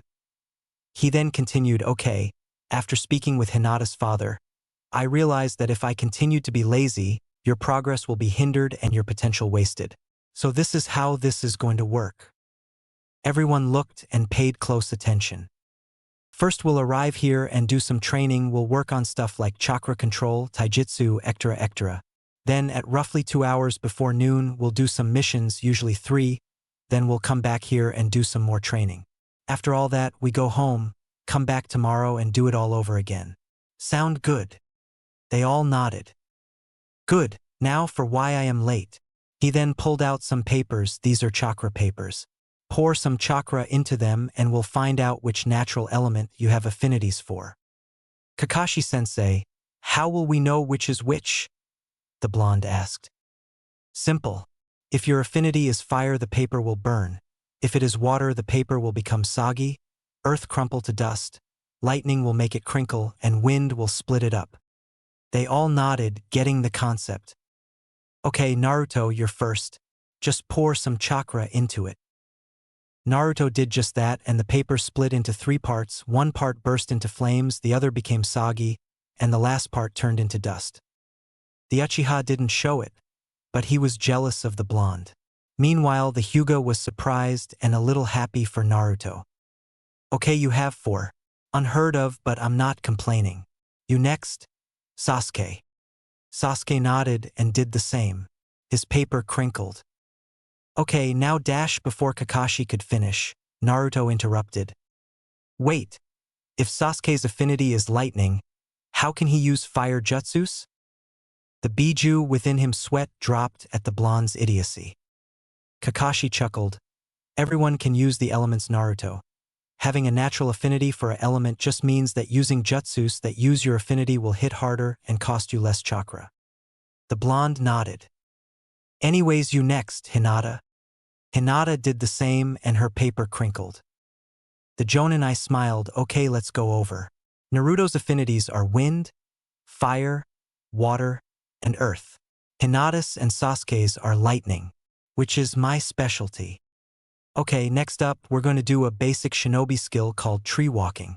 Before you guys say anything, using your affinities will come another day. Kakashi-sensei? Yes, Naruto? I already know how to tree walk, Naruto said while scratching the back of his head. Hinata then added, so do I. Kakashi stood silent. Then I guess, Sasuke will do tree walking and you two can help. The two nodded. All right, Sasuke, watch me. Kakashi then walked to a nearby tree and started walking on it. Eventually stopping on a nearby branch, pour some chakra into your feet. Sasuke then attempted to do just that, only to fail and fall face first into the ground. Naruto, alongside the Bijuus, couldn't help but burst out laughing at the Uchiha's expense. The Uchiha grew a tick mark, quit laughing. While Naruto's laughter died down, he tried his best to calm the raven-haired boy. I'm sorry, Sasuke. If it makes you feel better, that was also what happened to me when I attempted tree walking. The Uchiha did nothing but grunt. Kakashi looked over to Hinata. If it's not too much to ask, could you use your Byakugan and tell Sasuke if he is using too much or too little? The Hyuga nodded, activated her Byakugan. After multiple failed attempts, much to the Bijuus' amusement and the Uchiha's pain, Sasuke eventually got it down. Kakashi smiled and spoke, time for our first mission together. While Hinata and Sasuke looked excited, Naruto didn't. as he had already been told by his internal friends of the suckiness that is D-rank missions. Today we're painting a fence. Time skip. It had been half a month since Team 7 started doing missions. The worst thing about the missions wasn't the mission themselves, but the fact that ANBU-like figures would keep attacking them. Whether it was before the day started to the end of the day, they just kept attacking. Kakashi was walking to the Hokage's office and knocked on the door, with a scowl on his face. "Come in." Kakashi did just that, and as soon as he entered, Hiruzen sighed again. Fifth time this week, and said week is only halfway over. With deep breath, Kakashi calmed himself. "Hokage-sama, I believe that these attacks are coming from the inside." "I believe so as well." "Hokage-sama, I request a mission outside of Konoha, so we can confirm our suspicions." Hiruzen then looked over his files. "The only out-of-Konoha mission I have is escorting a builder to the Land of Waves. It's C-ranked." "I'll take it." "Kakashi, are you sure that your team can handle it?" Kakashi nodded. "I've been training them hard, and I believe that they are more than ready." "Very well, your client, Tazuna, will meet you and your team at the entrance. Your job is to defend him." Kakashi nodded again. As Sasuke finished his spar with Hinata, Kakashi, along with Naruto, walked up to them. "Okay, today's missions is dash. No more D-rank missions. They are a waste of our time. We deserve a higher-ranked mission," the Uchiha said. Kakashi chuckled, remembering when Obito demanded a higher-ranked mission. "Well, you're in luck, 'cause I got us one. A C-rank mission. We'll be escorting a bridge builder to the Land of Waves." It was then that Naruto gasped. "Really?" he asked with excitement. "Yep. Pack your things and meet up at the front entrance. Okay?" They all nodded. As Naruto packed his things, excited to see the world outside the village, he decided to ask his friends a question. "Hey guys, when was the last time you all went outside of the village?" "It's been a few years, give or take," Isabu replied. "Yeah, Jinchurikis are usually not sent out of the village for many reasons," Yuki added. "Really? Oh well, I just can't wait to see the world outside of the village." "Me too. I wonder what unique people we'll see," Saiken said, encouraging the blonde. "Shame that it's a escorting mission," Kokuo said. "In my experience, the person who you are escorting is usually an asshole," the horse added. "Same. I remember one time, my last Jinchuriki was escorting this guy who never stopped complaining and was so damn loud, I couldn't nap at all," Yuki said. Komiai chuckled. "That's nothing. One time my Jinchuriki got this client that snored so loudly, my Jinchuriki didn't sleep until they escorted the guy home."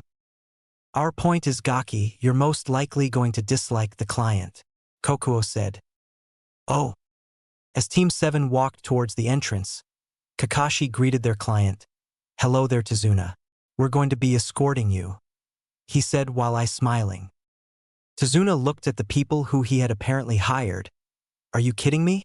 You are the people I paid for. You are ninja? You all look like a bunch of misfits, especially you, Whiskers." The blonde gave the man an angry glare. "You were right, guys. I don't like this guy at all. Wow, the first minute of meeting him. I don't know about you guys, but that's a record for me," Kokuo said. Hinata quickly defended her crush's honor. "Naruto-kun is not a misfit. He is a very kind and very dedicated person." Tazuna scoffed. "Sure he is, you pale-eyed freak." Tazuna then turned to Sasuke. "And don't get me started on you, emo." The Uchiha clenched his fists. By this point, the blonde had enough of his friends being insulted and let off a bit of killer intent. "You would do well to remember that you are paying us to defend you." The builder gulped. Kakashi reassured him. "Look, trust me, I train them personally. You have nothing to worry about." Tazuna sighed. "Fine, let's go, I guess." Then they all went off to the Land of Waves. Omake, Taro the cat. Okay everyone, hope you're ready for the bane of all genin. Catching the fire daimyo wife's cat. Tora. Kakashi said. What makes this mission difficult? Hinata asked while raising an eyebrow. Multiple things. Tora is hard to find and equally hard to catch. Even if you do catch her, she will scratch you mercilessly. I remember when I first did this mission. Let me tell you, she is a cat straight from Hidash. Question. Naruto said while raising his hand. What is it, Naruto? Is this her? He said while raising said cat. I don't know what you were talking about. She seems very friendly.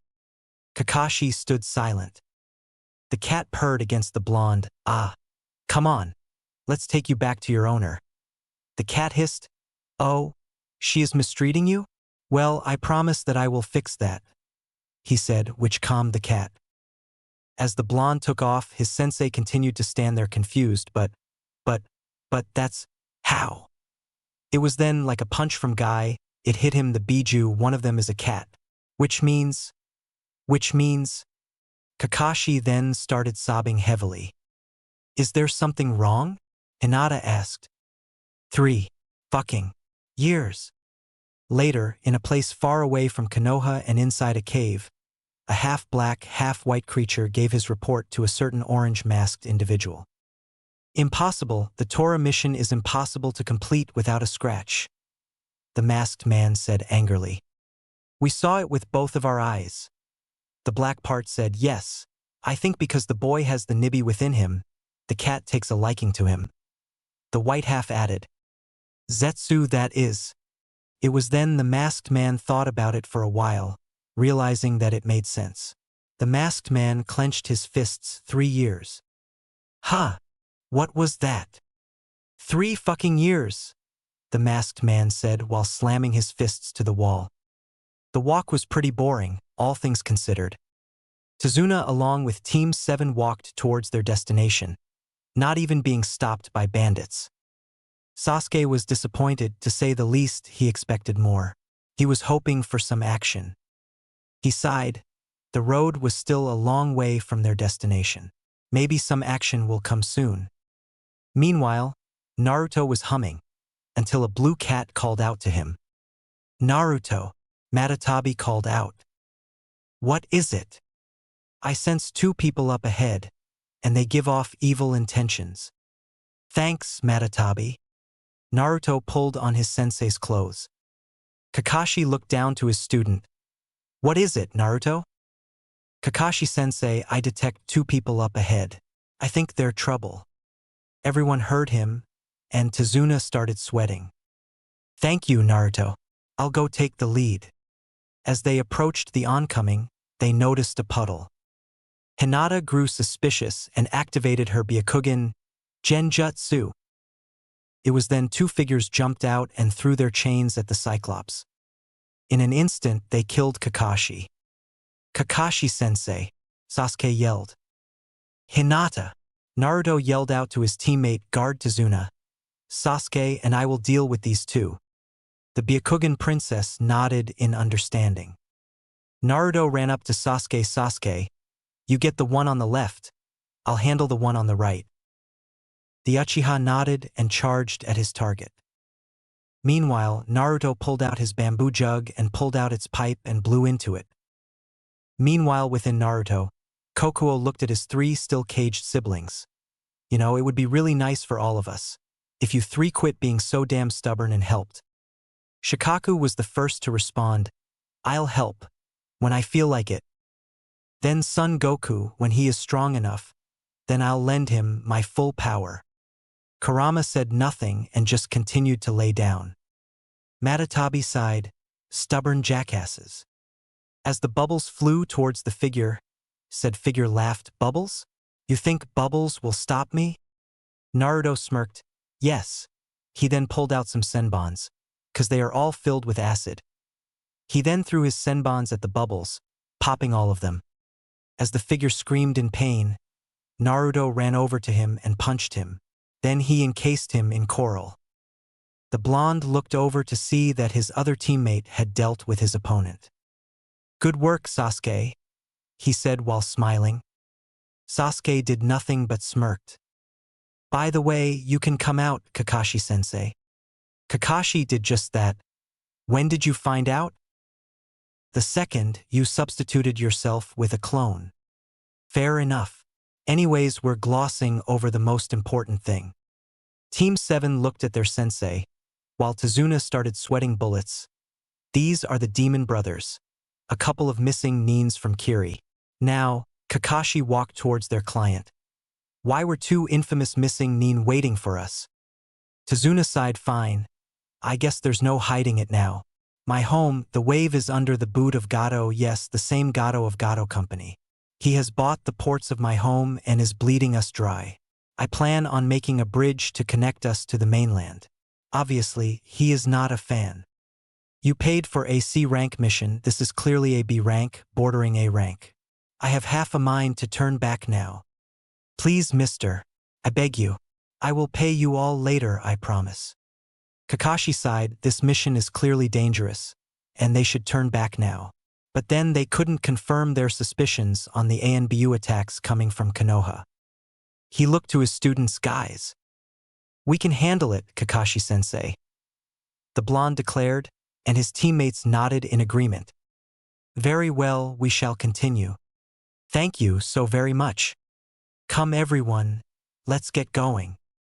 After much more walking, they finally made to wave, and they also noticed a bunch of mist. Just a boat ride across and we'll be there, Tazuna said. Thank Kami. My feet are killing me, Naruto exclaimed. It was then Naruto sensed someone. Okay, whoever you are, show yourself. Upon him saying this, everyone readied themselves. Fine, take this. Naruto then threw a kunai at a nearby bush. A white bunny then popped out. Naruto was about to be upset when he realized something. Kakashi noticed too.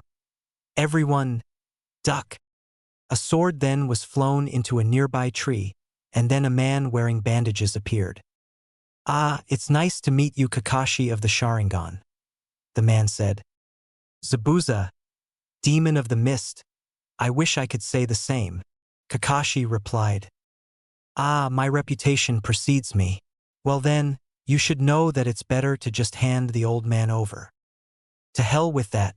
We're not going to hand him over to the likes of you, Naruto exclaimed. Zabuza looked towards the blonde and then chuckled. You don't realize just who you are messing with, kid. Neither do you. Guys, stand back and defend Tazuna. I'll handle him, Kakashi said as he lifted his headband, revealing a fully matured Sharingan. Sasuke said nothing. He was already aware of Kakashi's Sharingan. Ah, Sharingan already? I'm honored. Kakashi then charged at Zabuza with a kunai, attempting to end the fight quickly. Zabuza quickly jumped back into the mist. Hinata activated her Byakugan to help her sensei, and realized something. Kakashi-sensei. This mist is chakra-laced. Kakashi quickly caught on to what this meant and made some hand seals. Great breakthrough. The mist scattered away, revealing Zabuza. Damn, no matter. This won't help you. He then charged at Kakashi. Kakashi dodged the attempted strikes and eventually tricked Zabuza into stabbing the ground, getting his sword stuck. Quickly appearing behind the missing Nin, Kakashi quickly put a kunai to his throat. You lose. The demon of the mist did nothing but chuckle. I wouldn't be so sure if I was you, he said before dissolving. Water clone. It was then Kakashi was kicked into a body of water. Water prison jutsu. Kakashi got up and realized his situation. Zabuza then made a water clone. Prepare yourself, 'cause after the clone kills Tazuna and your brats, you're next. Oh, I think they can handle a clone. The blonde one especially. Zabuza raised an eyebrow at this, confused on why Kakashi specified the blonde. Meanwhile, as the Zabuza clone head towards the group, Naruto quickly came up with a plan. Hinata, Sasuke, you both try and free Kakashi. I'll defend Tazuna. The two said nothing, they just immediately went to try and free their sensei. Dumb move, kid. You're outmatched here, the clone said. Naruto smirked. True, I'm outmatched in terms of skill. He then made some hand seals, but luckily I can make up for it in numbers. Multi-shadow clone jutsu. 15 clones of Naruto then appeared.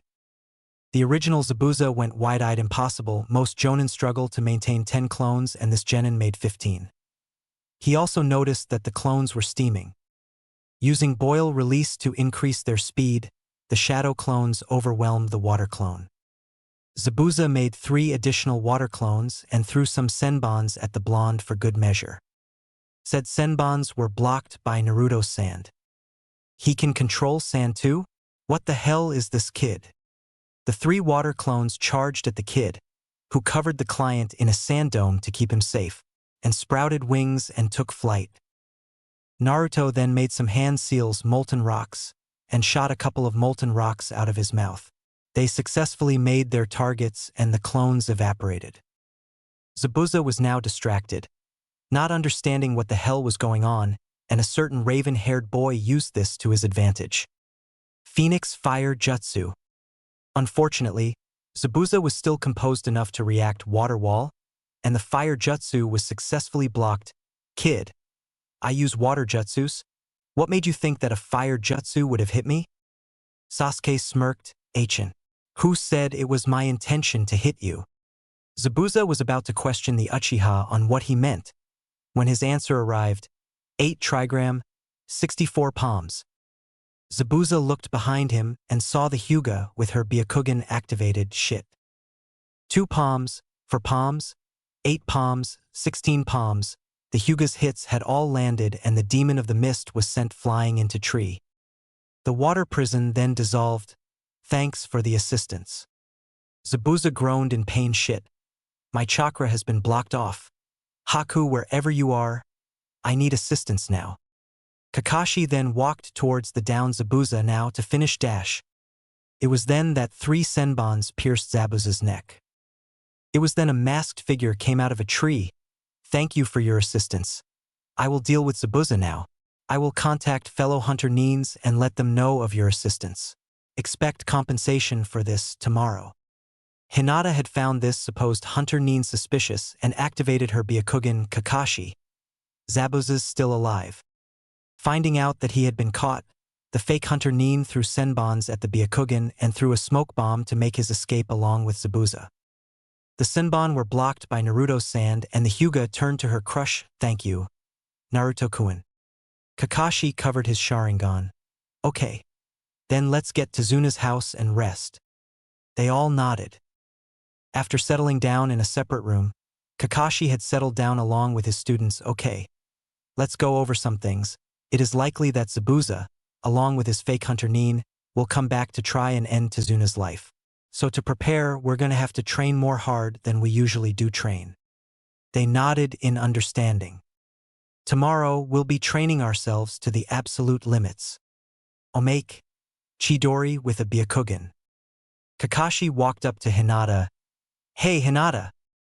The Hyuga looked up from her book labeled, Totally Not Fanfiction, I wrote, and quickly closed it. Yes, Kakashi-sensei? I've always wondered something. You see, my Chidori needs a Sharingan in order not get tunnel vision, but I've always wondered if the Byakugan could do the same. Hinata placed some fingers on her chin.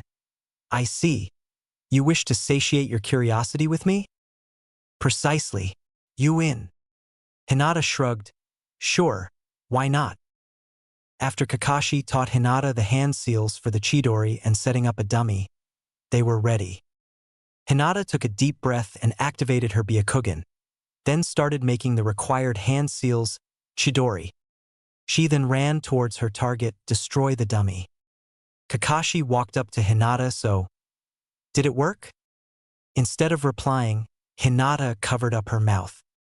She quickly ran up to a nearby tree and threw up. After a non-stop minute of puking, Hinata passed out. Kakashi stood there silently. Okay. It's clear that the Byakugan makes the tunnel vision much worse. I should get her to a hospital. As Naruto dodged Sasuke punches and retaliated with his own, Kakashi couldn't help but smile. Naruto's unique taijutsu style that he created himself had came a long way. Ever since Hinata and recently him and Sasuke started helping him develop it. Sure, Naruto still hadn't thought of a name for it yet, but no one is perfect. The taijutsu itself was very unique, primarily focusing on heavy strikes and blows, while taking advantage of any openings that came. Kakashi described it as animal-like, like predator attacking prey, heavily stamina draining, but for someone like Naruto, stamina isn't an issue. Meanwhile, as the spar dragged on, Sasuke became more and more frustrated. Damn it, I can't lose. If I do, it means that I am the weakest link that is holding everyone back. As Naruto kept attacking him, Sasuke's frustration only grew, until finally, something awoke. Sasuke quickly dodged Naruto's punch and retaliated with his own. This had caught the blonde off guard, but he recomposed himself and continued attacking. Sasuke found himself predicting his teammates' movements and dodging them just as easily. However, this did not last, as the blonde was able to get behind the Uchiha and attack from there. Sasuke fell face first into the ground. As the blonde went over to help his teammate up, he noticed something. Heh! Guess that explains why you suddenly became great at dodging. Sasuke raised an eyebrow. What are you talking about? Smiling, the blonde pointed at his own eyes. They've awoken Sasuke. Realizing what the blonde meant, he quickly ran over to the nearby lake to see his reflection. And sure enough, there it was. A one-tomo Sharingan. Sasuke couldn't help but smile. Kakashi then spoke up, well, this is great. Yeah. The blonde replied, now Sasuke can finally keep up, he said smugly. The Uchiha couldn't help but chuckle, damn right. Now you'll be the one who has to catch up. Meanwhile, the Bijuus were less than happy about the Uchiha unlocking those cursed eyes but decided not to say anything. But one Son Goku had something on his mind.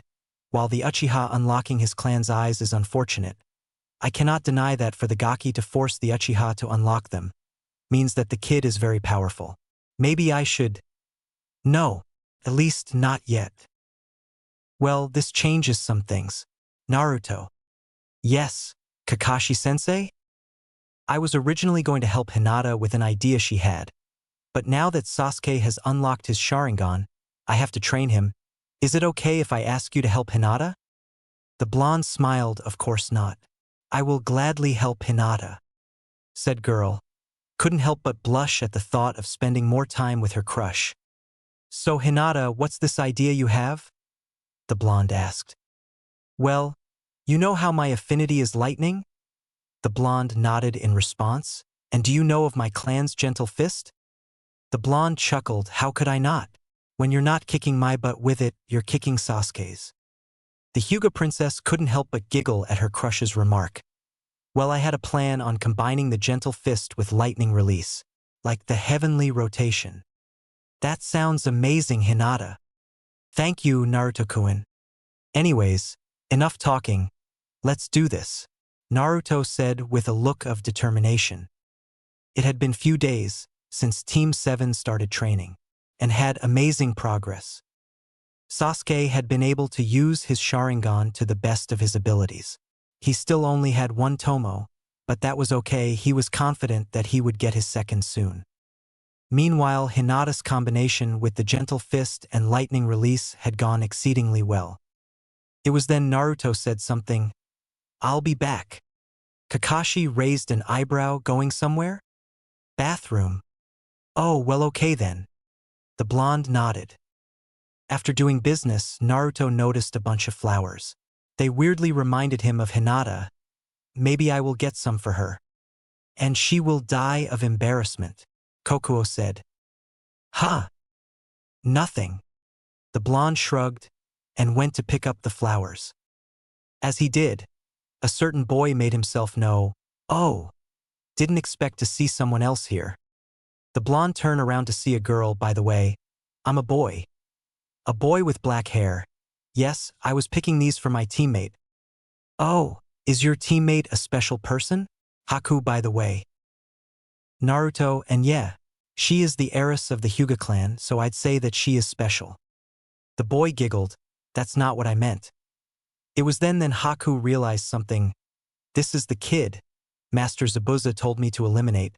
Well, if you are looking for more of those flowers, there are more over there. Really, thanks. The blonde then walked over and saw that there were indeed more of them. As the blonde picked the flowers, Haku readied his blade.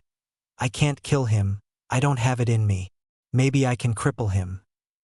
He then went for his arm. The attack was for naught as his blade was blocked by a layer of sand. The blonde chuckled. You know, you should get into acting. Not only do you play a seemingly friendly stranger well, the blonde looked at Haku in the face, but also a pretty good hunter Nin. Haku then quickly jumped back. How? The blonde chuckled again. Let's just say that it pays to have friends. Haku scoffed. Doesn't matter. Tazuna will be dead on that bridge by the end of this month. You'll have to get through us first. Haku then threw a smoke bomb, completely messing up the blonde's senses. As the smoke cleared, the blonde only had one thing on his mind. I need to inform the others. Kakashi-sensei. Everyone turned to the blonde. What is it, Naruto? That fake hunter Nin. I met him. Naruto, are you okay? The blonde nodded. Yeah, but that's not important. He gave me a date for when he and Zabuza would attack. End of this month. Crap, Kakashi cursed. That's only a week from today. Okay, we're going to be training twice as hard. Everyone nodded. Hinata then noticed something. Naruto-kun, are those flowers? She looked closely to notice that they were a very rare breed, one she was hoping to add to her collection. Naruto then realized, oh yeah, I saw theses and they reminded me of you, Hinata. I thought you would enjoy them, he said while handing them to her. Were Hinata still her very shy self, she probably would have fainted at her crush giving her flowers. Instead, she happily accepted them. Hinata blushed and smiled. Thank you, Naruto-kun. I love them very much. And then he said, it pays to have friends, Haku said. Zabuza raised an eyebrow. What does that mean? I have no idea. Zabuza sighed. Just what is that, kid? After a nice dinner and a brief argument with Tazuna's grandson, Inari, Team 7 sat. Okay, tomorrow is when Zabuza and this Haku will attack. I just hope we are all prepared. Kakashi said, here's our role, Sasuke. Since Hinata and Naruto already did, you will be defending Tazuna. I'll deal with Zabuza and Naruto and Hinata will deal with Haku. Remember, if he is good enough for Zabuza to take him under his wing, he is clearly dangerous. Naruto then pointed out something. Kakashi-sensei, what about Tazuna's family? Surely they're in danger too. Kakashi cursed underneath his breath. Crap. Okay, Hinata. You stay here and defend Tazuna's family. Hinata nodded. Okay. Let's hope for the best. As Hinata sat with Tsunami and Inari, the young kid decided to ask the Byakugan princess a question. Do you think he'll be okay? Hinata looked down and gave her answer, yes, because Naruto is someone who never gives up. The odds were usually stacked against him, and he always came out on top. Tsunami became curious. How were they stacked against him? Hinata frowned. Few people believed in him, and people usually mistreated him, especially our senseis at the academy. Hinata smiled, but despite all that, he persevered and came out on top. Tsunami became more curious. He was mistreated? Why? He seems like a nice boy. Hinata sighed. I wish I knew. He was always treated like a monster for as long as I knew, and every time I tried to find out, I came up empty. My father would always say that he is dangerous. But Naruto-kun is one of the nicest people I know. Tsunami smiled. Sounds like you care a lot about him. Hinata blushed. I do. It's because of him that I became inspired to be better than I was, to overcome my odds. Tsunami giggled. Do you have any feelings for him? Before Hinata could respond, the door opened. Two figures walked into the room. On order of Gato, you will come with us, one of them said. The other licked his lips or else. Hinata got up and then activated her Byakugan. They're going nowhere. The two men chuckled. and rushed straight at her. Channeling lightning through her body, she made her attack, Kaiten. The spin had threw the two thugs away, which sending shocks through their bodies. As the two laid unconscious, Inari ran up to her. "Thank you." She smiled. "You're welcome. I'm happy to help." "You should go and help your team," Tsunami said. "We can find a place to hide." As the mist appeared, everyone prepared. Sasuke activated his new fresh two-tomo Sharingan. It was then Zabuza and Haku showed themselves. "Last chance, Kakashi. Hand over to Zuna and everyone else lives," Zabuza said. Kakashi pulled out a kunai sari, but the answer is still no. "Very well, Haku. Deal with Blondie." "Yes, Zabuza-sama." Haku then rushed at Naruto. The two eventually left the bridge. "Before we begin, I have a question." Kakashi raised an eyebrow. "What the hell is up with the kid? Why is he so powerful?" Kakashi debated on whether telling the missing Nin. "Screw it. Dead men tell no tales and no one else is within hearing distance. Let's give this demon a scare." Kakashi then gave his answer. "Well, Zabuza, you know how Konoha has all 9 of the Biju?" "Ah, he's a Jinchuriki." "Which one?" Kakashi chuckled. "I'm getting there." Zabuza raised an eyebrow. "You see, Zabuza, around the kid's birth, we at Konoha were facing a problem. All of our Jinchuriki were getting old and we couldn't find replacements." This got Zabuza more curious. "But then Naruto was born, and we looked at him and decided, hey, why don't we seal all of the Biju within him?" Zabuza went wide-eyed, and Kakashi continued, "And the results have not been disappointing." Zabuza wanted to call out Kakashi for lying, but he couldn't. Deep down he knew it was the truth. "I need to help Haku."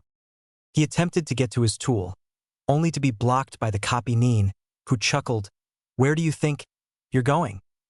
He then lifted his headband. "Your fights with me." Haku attempted to end the fight without bloodshed. "This is pointless. Just give up." "Many people have said that to me, and it has worked 0 times. Sighing, Haku then readied his blade very well. Haku charged at Naruto, who quickly dodged the attack and retaliated, Phoenix Fire Jutsu. Haku narrowly dodged the attack and made some hand seals Water Shuriken Jutsu, launching multiple water shurikens. Naruto quickly reacted, using his sand to block it. Naruto quickly poured his chakra into the sand to dry it off. It was then another person joined the party, Great Fireball Jutsu. The fireball hit Haku, launching him back. Naruto knew who the jutsu belonged to, and looked towards his teammate, Sasuke. "What the hell?" "HN, don't worry. Hinata got Tsunami and Inari somewhere safe and is currently defending Tazuna. Besides, couldn't let you have all the fun." Sighing, Naruto decided not to protest. "Okay, come on then." Haku got up and looked at his new opponent. "Ah, I see you have your clan's Kekkei Genkai, Uchiha. Pretty nice. Would you like to see my clan's Kekkei Genkai?" The boys were stunned by what the fake hunter Nin said. "Ice spears." A bunch of ice then sprouted from the ground, heading towards the duo. Said duo quickly dodged. Sasuke made some hand seals Great Fireball Jutsu, and Naruto quickly made hand seals of his own air bullet. The air jutsu combined with the fire jutsu to increase its speed. Crystal Wall, the ice user responded. The ice wall blocked the fireball. "It seems I have no choice." The ice user ran up to the 2 demonic mirroring ice crystals. The two found themselves surrounded by a bunch of ice. "This is my clan's most famous technique. This battle is over. Give up and I will spare you," Haku said. "Like hell, we will fireball jutsu," Sasuke yelled. The fireball did nothing against the ice mirror, much to the shock of Naruto and Sasuke. "My ice is much too powerful for fire jutsus," the ice user said before throwing a bunch of senbons at them. The two narrowly avoided the senbons. "Naruto. Ha! It's me, Son Goku. You're busy, so I'll make this quick. I have decided to lend you my full power. You have impressed me. I see you as worthy of it. Thanks, but I can't exactly unlock your cage right now. Naruto, look out! His raven-haired teammate yelled. Before Naruto could react, he was pelted by a barrage of sunbon, knocking him out. Naruto woke up and found himself in his mindscape. Son Goku quickly spoke, Naruto, there's no time. Unlock my seal and the burst of chakra should wake you up. Naruto said nothing and quickly did just that. Naruto woke up and found his teammate looking over him. Thank Kami. You're alive. Naruto said nothing but got up. Impossible, the ice user thought. That should have knocked him into a death-like state. Naruto made some hand seals, great molten rock. It was then, a giant rock of molten lava came out of the Jinchuriki's mouth. The rock destroyed the mirrors, freeing the duo. Thanks, Goku. Haku dropped his blade and fell on his knees. Naruto and Sasuke walked towards him. Haku looked up them. I'm no longer useful, end it. Reluctantly, Naruto complied and so did Sasuke. The duo started making hand seals.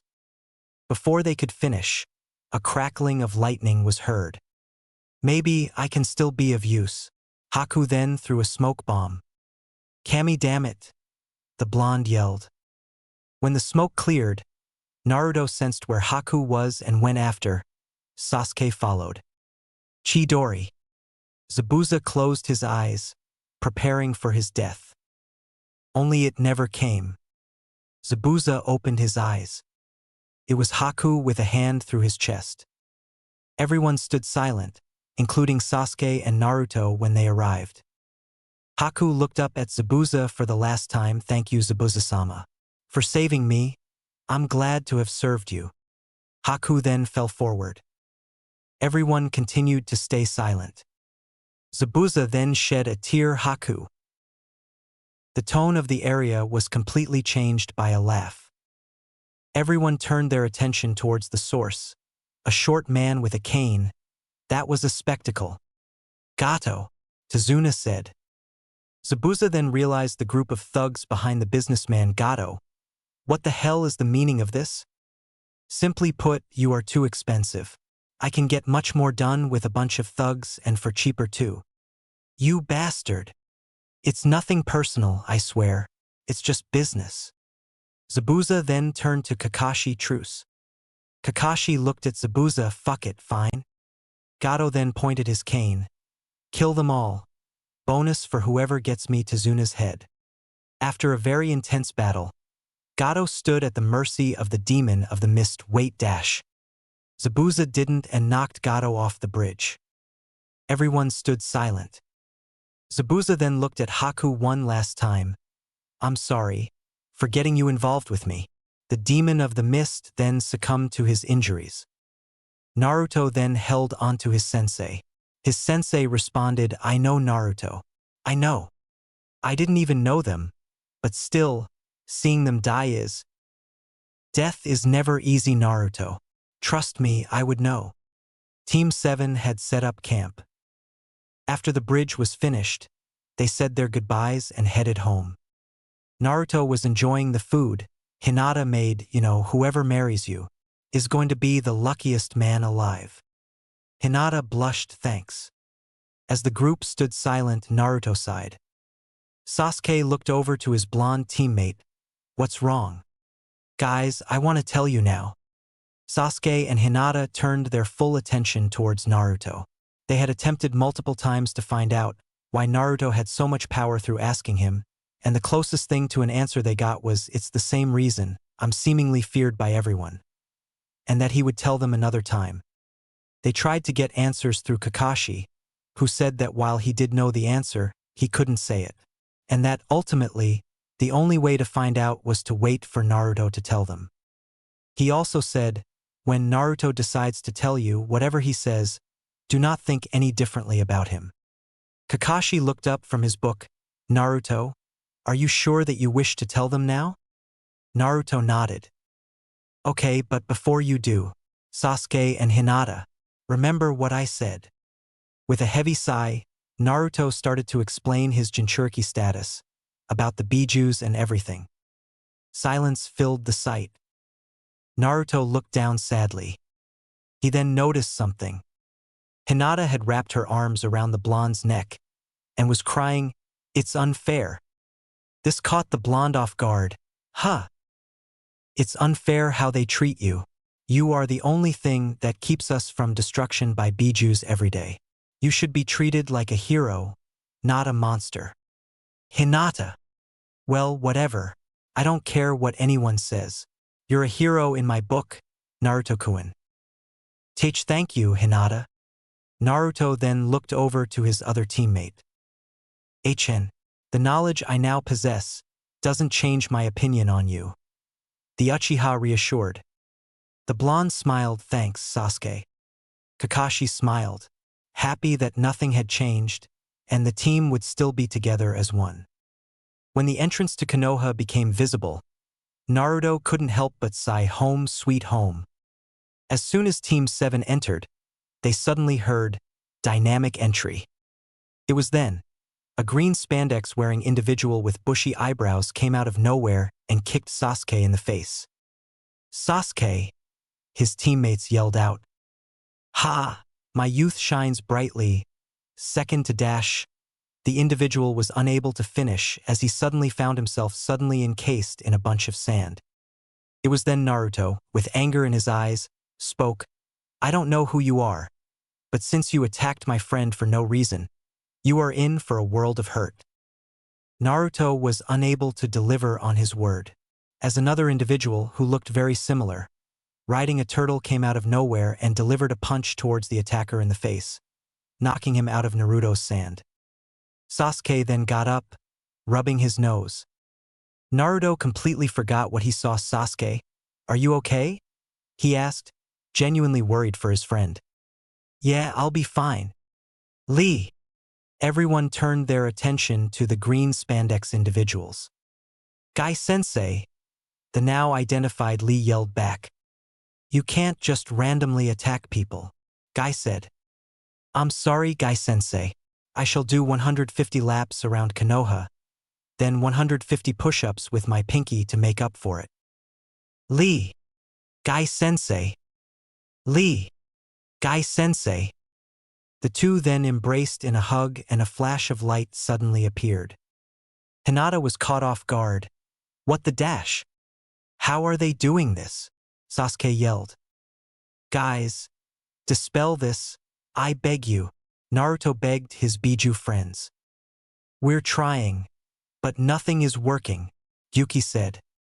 What sort of genjutsu is this? Isabu yelled.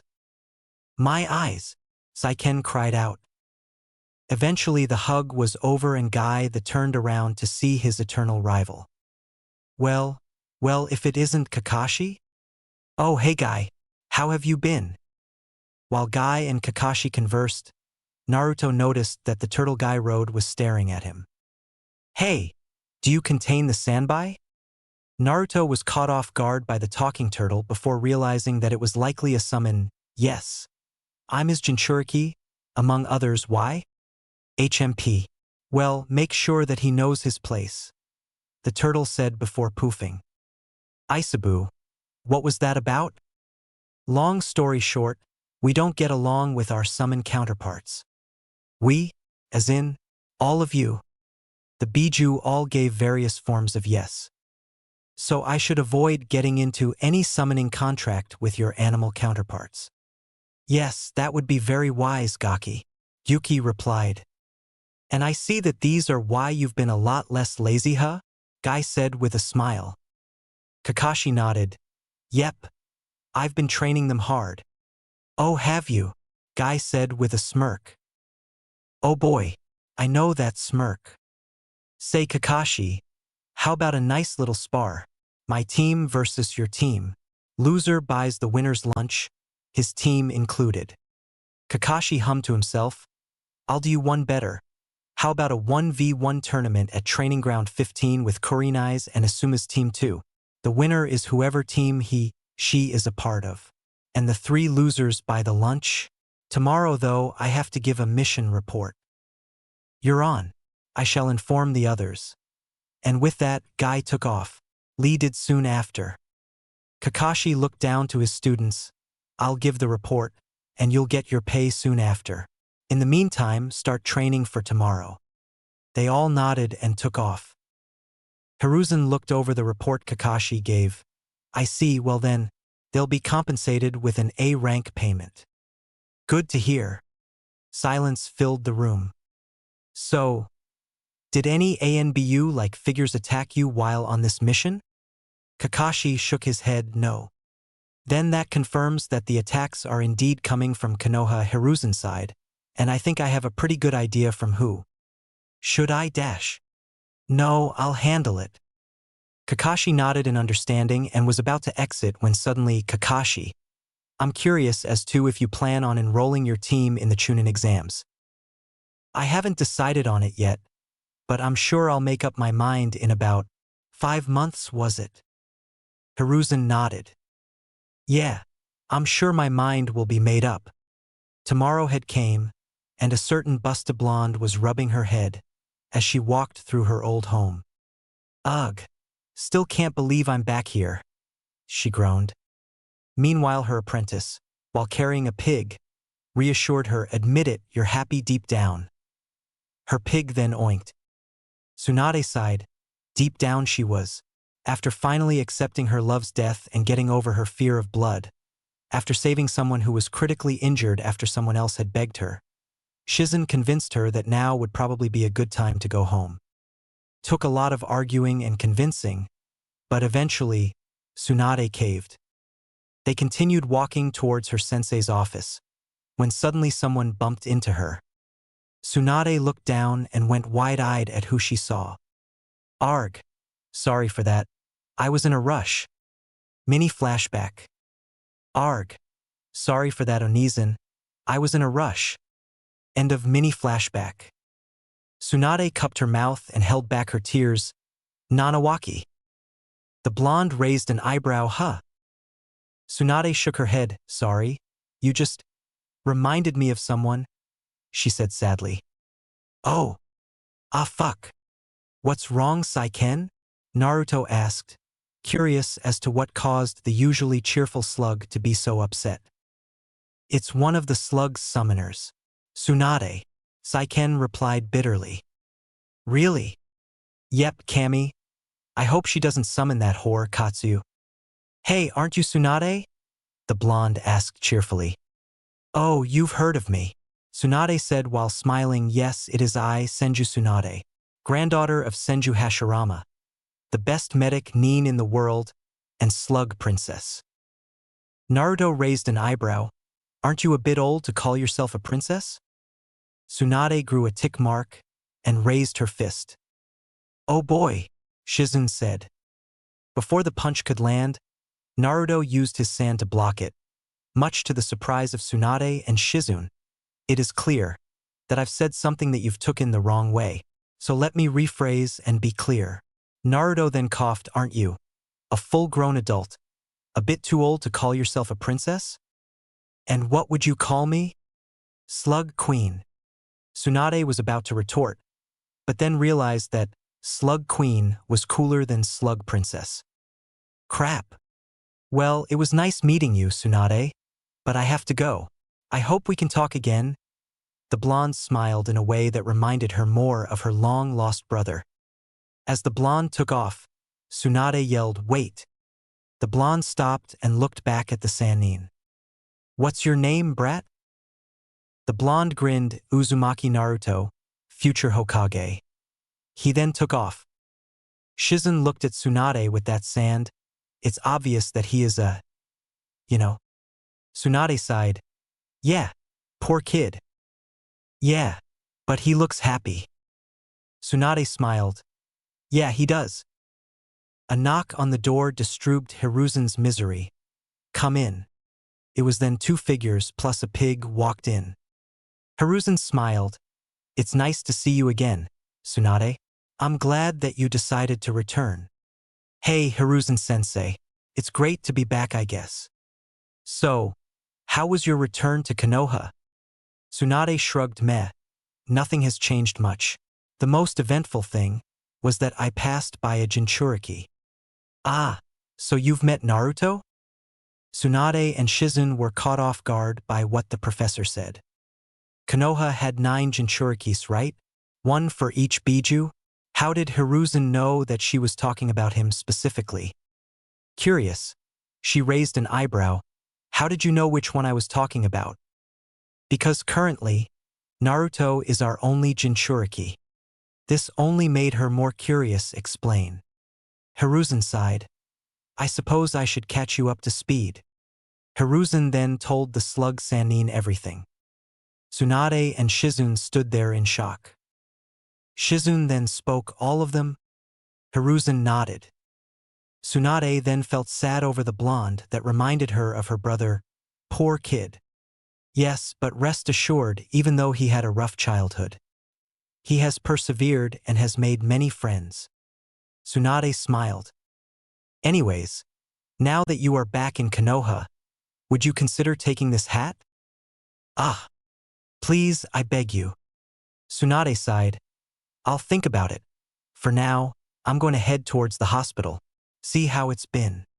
Naruto had finally arrived at training ground 15. Sorry. My alarm died. Asuma's sweat dropped. Oh dear Kami. Kakashi is spreading his lateness and his lame excuses to the next generation. Kami, save us all. Kurenai added. Ma, come on guys. Enough talking, Guy exclaimed. Ugh. This guy's yelling is troublesome. Oh, hey Shikamaru. Hey Naruto. Let us begin. Kakashi sighed. This is how this will work. He then pulled out a box. We'll draw 2 names and the 2 shall fight. Whoever loses, their name will be removed. And then rinse and repeat until there is only one. Kakashi then handed the box to Kurenai. We'll take turns. You first, then Asuma, then me, then Guy, and then back to you. Kurenai sighed and took the box. She shook it and took out 2 names. Up first is Lee and Naruto. YOSH. Prepare to see my burning youth in action. Uzumaki Naruto, Lee said. Naruto stood silent. You're a freaking weirdo. The 2 then entered the marked area that was clearly the arena. Ring out rules, by the way, Asuma said. The 2 fighters nodded. Lee then took his taijutsu stance. Seeing this, Naruto took his. Guy raised an eyebrow at this. I've never seen this type of pose before. Oh, it's a taijutsu Naruto made himself. He hasn't come up a name for it yet, so don't ask. Ah, interesting. I'm curious as to what it'll look like in combat. Well, let us all see for ourselves, Hajime. Lee, at speeds that surprised everyone, ran to punch Naruto. The blonde quickly used his sand to block it and retaliated with his own punch. As the spar between the 2 dragged, Asuma decided to ask, Hey, what's up with his speed? Guy chuckled. You need to ask? Asuma caught on. Oh, weights. Cool. At the mention of weights, Kakashi had an idea. With Naruto having all 9 of the Biju within him, he heals exceptionally quick, meaning that Naruto could quickly handle having his muscles torn. I'll have to remember to get him some weights, and for others too. Meanwhile, Guy was impressed by his rival student's taijutsu. I see. So it's a style that focuses on aggressive attacks and taking advantage of openings. Very nice. Yeah, it took a lot of sparring with Sasuke, Hinata, and a lot more shadow clones for it to even be decent. But now it's a proper taijutsu, able to handle its own against the strong fist and the gentle fist. Only thing it needs now is a name. As Lee ran up to Naruto, said Blonde took a deep breath and blew ink into him. Using Lee's blindness to his advantage, Naruto quickly made a bunch of strikes against him. Wiping the ink off his face, Lee ran up behind Naruto and threw a punch which the blonde barely blocked. Naruto then lightly laughed. Lee, you're the biggest weirdo I've ever met, but you are also the most fun person to fight. I'm barely keeping up. Lee let out a huge smile. Thank you, Naruto. Sasuke was surprised at what his teammate had said. Naruto was the fastest out of everyone on Team 7, except for Kakashi, and even then their sensei struggled to keep up with Naruto. So for Naruto to exclaim that he was struggling to keep up was quite the feat. Sasuke was interested in how though. It was then Naruto landed a punch on Lee that had knocked him out of the arena. Naruto went up to Lee and offered his hand. "It was fun fighting with you, Lee. I hope we can do it again someday," he said while smiling. Lee, upon hearing his opponent's word, was struggling to hold back his tears. Lee got himself up with a somersault and raised his fist in the air. "Uzumaki Naruto, you have pushed me like no other. You clearly have what it takes to push my flames of youth to its limits." He then pointed at the blonde. "From this day forward, you are my eternal rival. May our rivalry shine bright through all of Konoha." Everyone except for Kakashi, Guy, and Naruto sweat dropped. Naruto shrugged. "Okay, I accept the position of your rival." "Oh Naruto, you poor soul," Kakashi thought. "Yes, so far. It is 1-0 to make up for this loss. I shall run 200 laps around all of Konoha. Then come tomorrow I shall challenge you. What to is for me to know and for you to find out tomorrow. I must go now." He then ran off. "I'm proud of you, Lee," Guy exclaimed. Asuma then sighed. "All right, let's see who is next." As Asuma shook the box, Kakashi thought of something again. One of Naruto's affinities is air, and so is Asuma's. I wonder if he knows where I can get those chakra blades. Next up is Shino and Shikamaru. Team 7 were currently celebrating their victory over at Icharka's Ramen. And then Sasuke finished him with a fireball. Naruto said, explaining how Sasuke won his matchup with Kiba. "I am smiled my. You gave them quite the beating it seems." They never stood a chance," Sasuke said. After finishing his bowl, Kakashi got up. "Welp guys, enjoy your meal. Tomorrow we meet up at Training Ground 7. Are we going to be doing another mission?"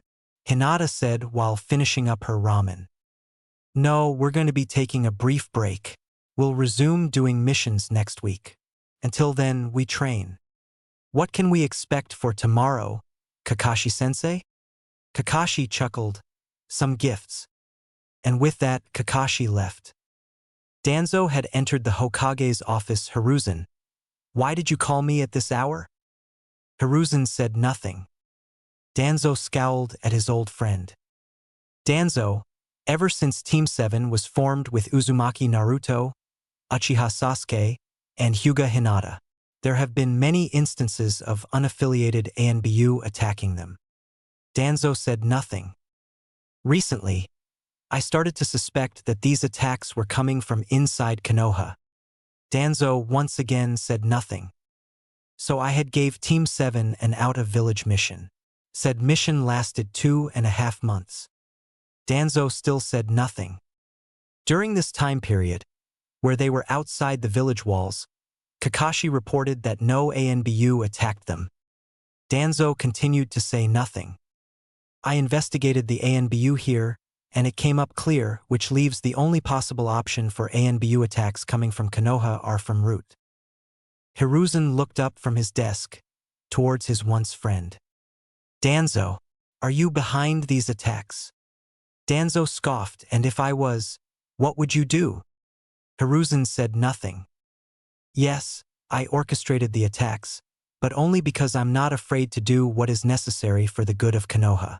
Unlike you. I've heard enough. Boo. Don't bother, I've already left." Danzo then puffed into a cloud of smoke, revealing that was a shadow clone. "I want every ANBU searching. Now." Tomorrow had arrived again. Team 7 eagerly awaited for their sensei. And as if on KO, the team smiled at their sensei. Kakashi then laid down his bag. He first pulled out some weird metal things. "These are weights. They're for all of you." Kakashi then went on to explain the concept.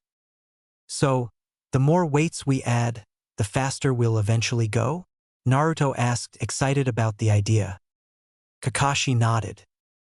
Sasuke then asked, "Will we be as fast as Lee?" In due time, Sasuke, in due time. Kakashi then pulled out a box and threw it at Naruto. The blonde excitedly opened the box, seeing two knives. These are chakra blades. Blades made with a special metal that'll allow you to channel your chakra. For these blades, I would recommend using wind. The blonde nodded in understanding. By the way, there are holsters within that box. Kakashi then threw a pouch that had a tanto at Sasuke. This blade is much the same, only I would recommend using lightning. The Uchiha nodded. Kakashi finally threw a bow and a quiver. I hope I don't have to explain. Hinata looked at the bow. Kakashi-sensei. Not that I am ungrateful, but my clan traditionally uses taijutsu. 3 things. 1. Your clan traditionally doesn't use ninjutsus, and yet you have combined the gentle fist with lighting release. 2. You yourself said that you don't like some of your clan's traditions. 3. Well then, I guess you're screwed if you're up against a ranged fighter. Hinata said nothing. Thought so. Anyways, let's start trainin' dash. Uzumaki Naruto, I hope you are ready. A certain spandex-wearing individual said. As Sasuke finished his kunai throwing practice, Kakashi had noticed that Hinata was unusually quiet today and looked like something was on her mind. Before he could ask the Hyuga, certain blonde appeared, panting heavily. I'm here. Kakashi looked at the blonde. It had been a week since Lee declared that Naruto was his eternal rival, and the two had participated in various activities and challenges, akin to the ones he and Guy would do. So who won today? I did. I think that it's 10-9 now? The blonde shook his head. 11. We did an additional challenge to keep an egg safe, with just our pinkies. I see. Kakashi said, so question, how are the weights? The blonde grinned. I'm wearing as much as Lee now. Has so much for me having to catch up with you. As Sasuke? The Uchiha scoffed. I'll get there eventually. Not all of us can heal as quickly as you. The blonde chuckled. Kakashi then spoke up. Unfortunately, there's no mission for us today. So today Hinata interrupted. Are you sure? There's not another out-of-village mission that we can do? Preferably one that'll take, say, another month? Everyone stared at the Hyuga. What's wrong? Kakashi said. What do you mean? Don't play dumb with us, Hinata. Naruto said. There's clearly something wrong. What is it? Hinata sighed in defeat. My father has requested that my teammates come over for dinner. Everyone stood silent. Naruto rubbed his forehead. Ugh. They are already complaining. When Naruto explained his Jinchuriki status, he had also explained that he had befriended 7 of the 9 Bijuus. They were all shocked, to say the least, but they accepted the fact that the blonde had befriended the chakra beasts. Besides, the benefits that the blonde received, once he told them, were clearly worth it. Hinata was quick to respond, why? 'Cause to quote Kokuo, he had also told them their names after being given permission by the Biju. Uchiha arrogance is only rivaled by Hyuga arrogance. The Uchiha scoffed, but said nothing. Hinata wanted to defend her family's honors, but she couldn't, 'cause deep down she knew that it was correct. Sighing once again, Hinata continued, I'm worried about how the dinner will go. No offense, but you guys don't exactly mesh well with my clan's tradition. Hinata then looked at Team, seeing the things that her clan disliked and what made them them. Kakashi was very laid back and lazy. True, when he became their sensei, his laziness had significantly decreased, but it was still there. Whenever there was relatively simple task, he would usually let them handle it on their own, while he laid back and read his book. Said book reading was also something that they weren't a fan of. Kakashi also didn't take a whole lot of things seriously. Naruto was a very loud and expressive person, not afraid to voice his opinion. He also didn't get along with serious people like her cousin Neji, telling them to pull a stick out of their you-know-what. Naruto also didn't take a whole lot of things seriously. Sure, these were qualities that made her fall in love with the blonde, but they were qualities that the Hyuga clan frowned upon. Naruto's Jinchuriki status wasn't exactly appealing either. Sasuke was an Uchiha, a clan the Hyuga infamously didn't get along with. Sure, after the massacre, the clan had gave their condolences, but that didn't mean they now liked the Uchiha. In fact, many of the clan's elders were happy that the massacre had happened. Sasuke also respected very few people. Sure, she was one of them, but that didn't translate into respect her clan. On top of that, if Sasuke didn't respect you, while he wouldn't outright say it, he would make it very clear. So, you're worried that your clan will force you out of Team 7 cause of how we act, Kakashi said. The Hyuga heiress nodded. Kakashi sighed. Okay, I think I can handle not being myself for a little while. Naruto, Sasuke? The two looked at the ground, clearly not happy with the options they had. If it's just for dinner, I suppose I can put on a mask. But only out of respect. I will not lower myself like this again. Ugh, fine, I'll put up with their attitude. The indigo-haired girl smiled. Thank you. All right, it's settled. I'll go get something nice to wear. Sasuke, I'm sure you have something. Somewhere, Sasuke grunted. Naruto, I think it's time you went shopping for an outfit. The blonde frowned. What the hell is wrong with what I'm wearing? Nothing. It's just that your cloak is your shinobi attire, not something you wear at dinner if you're a guest. The blonde grunted. Well then, Hinata said while smiling, I'll see you all at the Hyuga compound. As the blonde made his way to the clothing store, he couldn't help but think negative thoughts. Cammy, I don't know how I'm going to handle a whole room full of those oh-so-serious bastards. How Hinata ever came from them, I'll never understand. Just follow our advice, and you'll pull through, Kokuo reassured. Thanks, Kokuo. While walking, Naruto sensed 3 oh-so-familiar chakra signatures. Maybe he can put a smile on my face. Naruto slowly turned around and surveyed the area. That rock wasn't there before, and rocks aren't that square. It was then 3 kids jumped out of the box. Ah, we were doing so well. The blonde chuckled. Hey, Konohamaru. Hey, boss, how you've been? He asked while smiling.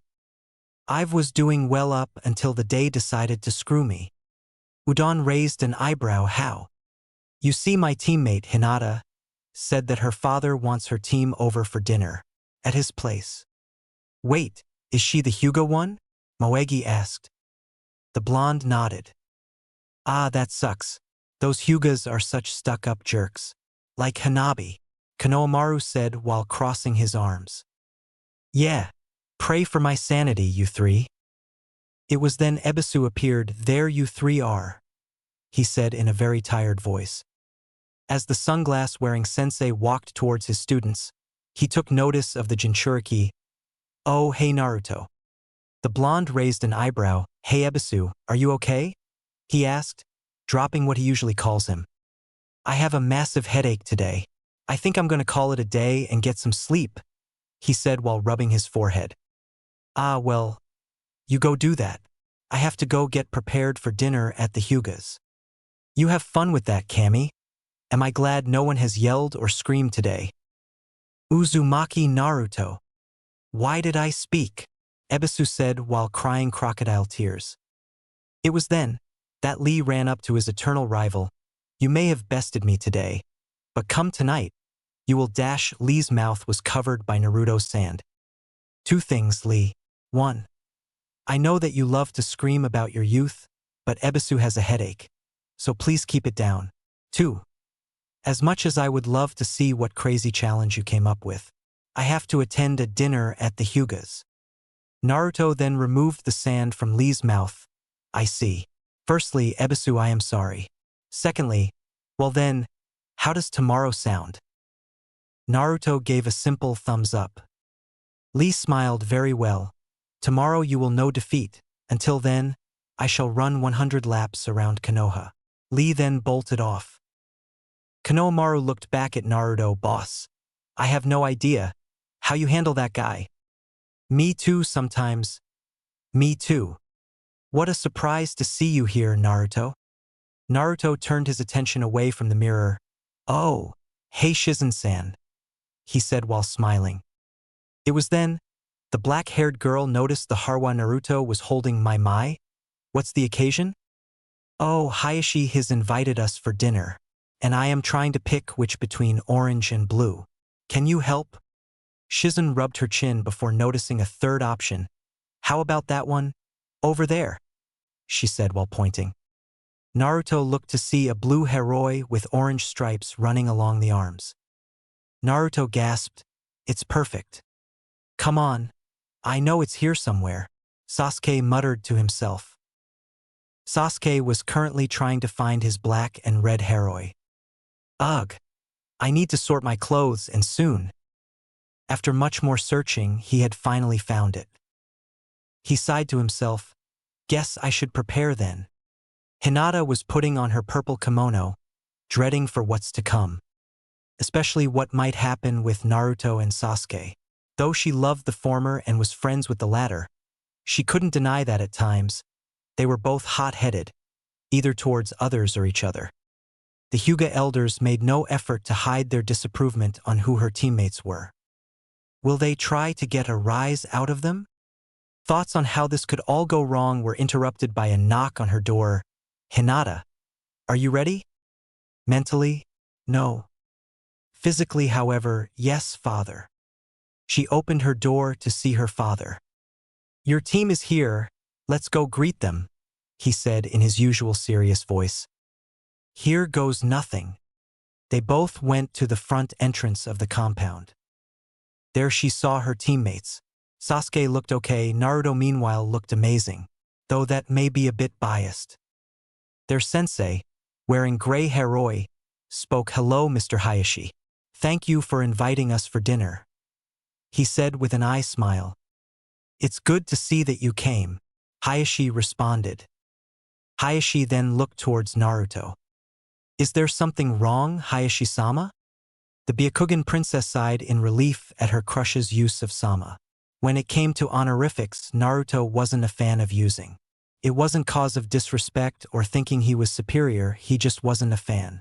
There were very few exceptions such as Kakashi-sensei, Shizen-san, or Tsunade-chan.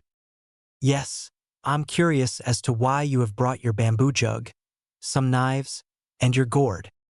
"Oh, Kami, it's all going wrong already." Naruto looked to see that he did indeed bring those items. "Oh, this is embarrassing." The blonde turned to face Hayashi again. "Forgive me, Hayashi-sama. I didn't mean to bring these items with me. It's just that leaving the house with these items is just second nature to me. I don't even think when I do it, I just do it," he said while bowing. Hayashi nodded, "Understandable, all is forgiven. I am going to ask that you leave these items in a box inside the compound, except for your gourd as my clan is curious about something." Everyone was confused at that last part. "My clan wishes to see if your sand can defend itself against the 64 palms. "Ah, well thank you, Hayashi-sama." The four went inside and Naruto placed his bamboo jug and knives in the box. As they went into the dining hall, a Hyuga elder spoke. "Ah, so this is the rest of Team 7. Hinata responded, "Yes, Haruno-sama, they are." It was then that Hinata's sister came in the room. Hanabi looked towards the blonde that Konohamaru told her so much about. "Ah, you must be Hanabi. Nice to meet you," Naruto said while smiling. "Likewise. Hey, is it true that you use bubbles to attack people?" The blonde nodded. "May I ask how?" "Guys, just give some lame excuse that they're very special bubbles," Yuki told the blonde. "They do come from me after all," Saiken said happily. "Well, you see, they're very special bubbles." Hanabi nodded, deciding to leave it at that. Another Hyuga elder spoke, "You must be Sasuke." The raven-haired boy nodded. "Yes, nice to meet you." "Hisanoda. Hisanoda-sama." "Likewise." It was then Hisanoda put on a sad face. "It's still sad to see the last Uchiha." Sasuke froze. "Oh, Kami, please help," Hinata thought. Sasuke took a deep breath. "You can do this, you're a Uchiha. Don't let him get to you." He then sighed, "It's harder being the last Uchiha," Sasuke said in a calm manner. Everyone took their seats, with Naruto sitting right next to Hinata. As everyone waited for their food, another Hyuga elder spoke, "So Naruto." The blonde looked at him. "My name is Hataba. I've been hearing a lot about you recently, specifically that you've developed a brand new taijutsu, one that can hold its own against our gentle fist. Use this opportunity to pamper up to them," Isabu said. The blonde smiled. "Hold its own against your clan's gentle fist? People have been saying that." Hataba nodded. Well, if that's true, quite frankly, I'm honored that my taijutsu is able to handle its own against the best Konoha has to offer." Hataba lightly chuckled. "Yes, it is quite hard for a taijutsu to much less keep up with the gentle fist. Never mind hold its own. I'm curious as to what you plan on calling it, and if you would be willing to spar against a fellow clan member in a pure taijutsu match." Naruto scratched the back of his head. Can that spar happen tomorrow? I'm renting this outfit." Hinata was quite sad that her crush was renting the haroi and she would likely never see him wear it again. "No, not at all," Hataba reassured. Hayashi then spoke. "You still haven't told us what you plan on calling it." The blonde then went wide-eyed. "Oh my Kami, in my challenge with Lee today, I actually forgot. Thank you so much for reminding me, Hayashi-sama." The blonde then looked towards his sensei, Kakashi-sensei. Kakashi then looked towards his student. "Yes, Naruto? I finally came up with a name for my taijutsu. I call it the Beastly Fist," the blonde said while giving his traditional foxy grin. Kakashi restrained himself from rubbing the blonde's hair for how happy he was. "That's very nice." "Yes," Hisanoda added, "and quite fitting for who you are." Everyone froze. Hinata, though she gave a neutral face, was furious that he had said that. Kakashi was half tempted to throw a kunai into his skull. He did technically break the third's law, but unfortunately it was just vague enough for him to use the excuse that he meant something else.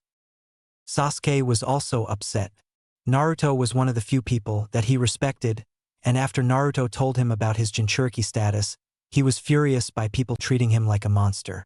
That and, even though he wouldn't admit, he saw his blonde teammate as a close friend. A friend that he wouldn't kill for Manjikyu. Yes, even though he still wanted to kill his brother and needed a Manjikyu to be able to stand up on him. Sasuke couldn't find it within himself to kill the blonde. Besides, in his mind, if he were to kill his friends, he would be no better than Itachi.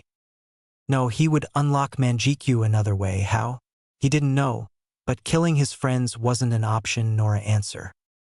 The blonde caught on to what the Hyuga elder meant and wanted to retort. But he didn't, 'cause he knew that's what the Hyuga elder wanted. Instead he smiled. "Yes, I have been called a beast in combat, as Sasuke?" The raven-haired boy was confused but caught on to what the blonde was trying to do. He smirked. "Yes, you're quite the opponent," he said in friendly tone. Hisanoda scowled, upset with how he didn't get the reaction he wanted. The food then finally arrived. Naruto leaned into Hinata and whispered, "If this is how your family eats every day, then I'm going to have to find a way to be a part of your family," causing the Hyuga heiress to blush. The Bijuus groaned at their Jinchuriki's oblivious remark. "What?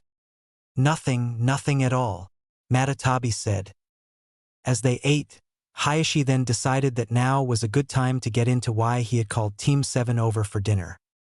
"So I heard that a week ago, you've completed your first C-rank mission, correct?" Putting a slight emphasis on C-rank. Kakashi nodded. "Funny, 'cause the pay Hinata received is more akin to that of a A-rank mission." Kakashi froze. "So that's why he wanted us over. Care to explain, Hatake Kakashi?" Knowing that there was no way to dance around it, Kakashi sighed and explained everything.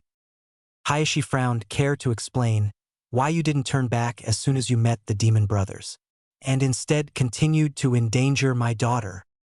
"Mr. Hayashi, I wanted to turn back at first, but I thought your daughter, along with Sasuke and Naruto, could handle it. I've taken her training seriously, like you requested. But even then, I offered the team to turn back and they also believed they could handle it. And we did. Hinata, along with Sasuke, helped free me from a water prison. Hinata defended both Tsunami and Inari, and overall handled it amazingly considering her rank. Hayashi stood in silence and turned to his eldest daughter. Is this true, Hinata? Hinata nodded, yes, father. May I ask why didn't you request to go back? Because I didn't want to embarrass our clan by turning away from my first real mission. Hayashi said nothing, just stared before finally sighing, very well. Kakashi, I am sorry for causing a scene. It's okay. And Hinata, I'm glad with how you handle the mission. Anyways, hopefully dessert can lighten the mood. Is cinnamon buns your favorite? Hinata beamed. Hayashi-sama, Naruto said. Yes, Naruto. Where's the bathroom? Down the hall, past the kitchen. Thank you, I'll be back. As Naruto walked down the hall, his enhanced sensing picked up bad emotions in the kitchen. He placed his ear against the door. So, are we doing this? Yeah, she can't be allowed to become clan head. She is against traditions. If she becomes head, she'll want to get rid of the birdcage seal, and she'll be too strong to be opposed. Yeah, right. On the plus side, we get the benefit of killing the Biju brat and the Uchiha too. Yeah, just add the stuff. The two Hyuga elders walked in with the dessert. As they finished placing the cinnamon buns down, Naruto looked at them, angrily. One of them then asked, is something wrong? Naruto then let off a bit of killer intent. Oh, nothing. I just want to know, what's in the dessert you both made? Everyone stared at the blonde with confusion, while the two elders started sweating. Naruto, why do you ask? Hayashi asked, curious as to why the blonde looked ready to kill. Oh, you see, Hayashi-sama. While walking to the bathroom, I overheard them speaking about removing Hinata as clan head by adding some stuff to today's dessert. Said stuff would also have the benefit of getting rid of the Uchiha and the Biju brat, as they put it. Everyone stood silent. It was then the incriminated elders were drowned by a wave of killer intent. Do you two wish to explain why it sounds like you both tried to poison my daughter and our guests? Hayashi asked with fury in his voice. The two attempted to make a run for it, but were quickly stopped by sand wrapping their legs. And where do you both think you're going? Naruto asked with a cheerful-looking smile. After all was said, everyone left, except for Naruto. I wish to thank you, Naruto, Hayashi said while handing him a piece of mail. I hope this will be more than enough. The blonde smiled. You're welcome, Hayashi-sama. The blonde then went to home. Team 7 were waiting for their sensei like always. They had been told that tomorrow would be important. It was then Kakashi showed up, yo. Team 7 stood there shocked that Kakashi arrived on time. Heh, it's always fun seeing your faces when I'm on time or early, but that's not important right now. What is it, Kakashi-sensei? The blonde Jinchuriki asked. Kakashi pulled out 3 papers. I've nominated you all for the Chunin exams, he said while I smiling. The blonde was beaming with happiness. Really? Thank you, Kakashi-sensei. Kakashi chuckled, yep. Now remember, it's up to you if you want to participate. While Team 7 were walking, Naruto decided to ask, are you guys going to join? They both nodded. It was then Naruto bumped into someone. Hey, watch where you're going. Naruto looked up to see 2 people, one who was carrying something covered in bandages, and another carrying what appeared to be a fan. The blonde with the fan looked at the hooded person. Kankuro, calm down. No, you apologize, the now identified Kankuro said.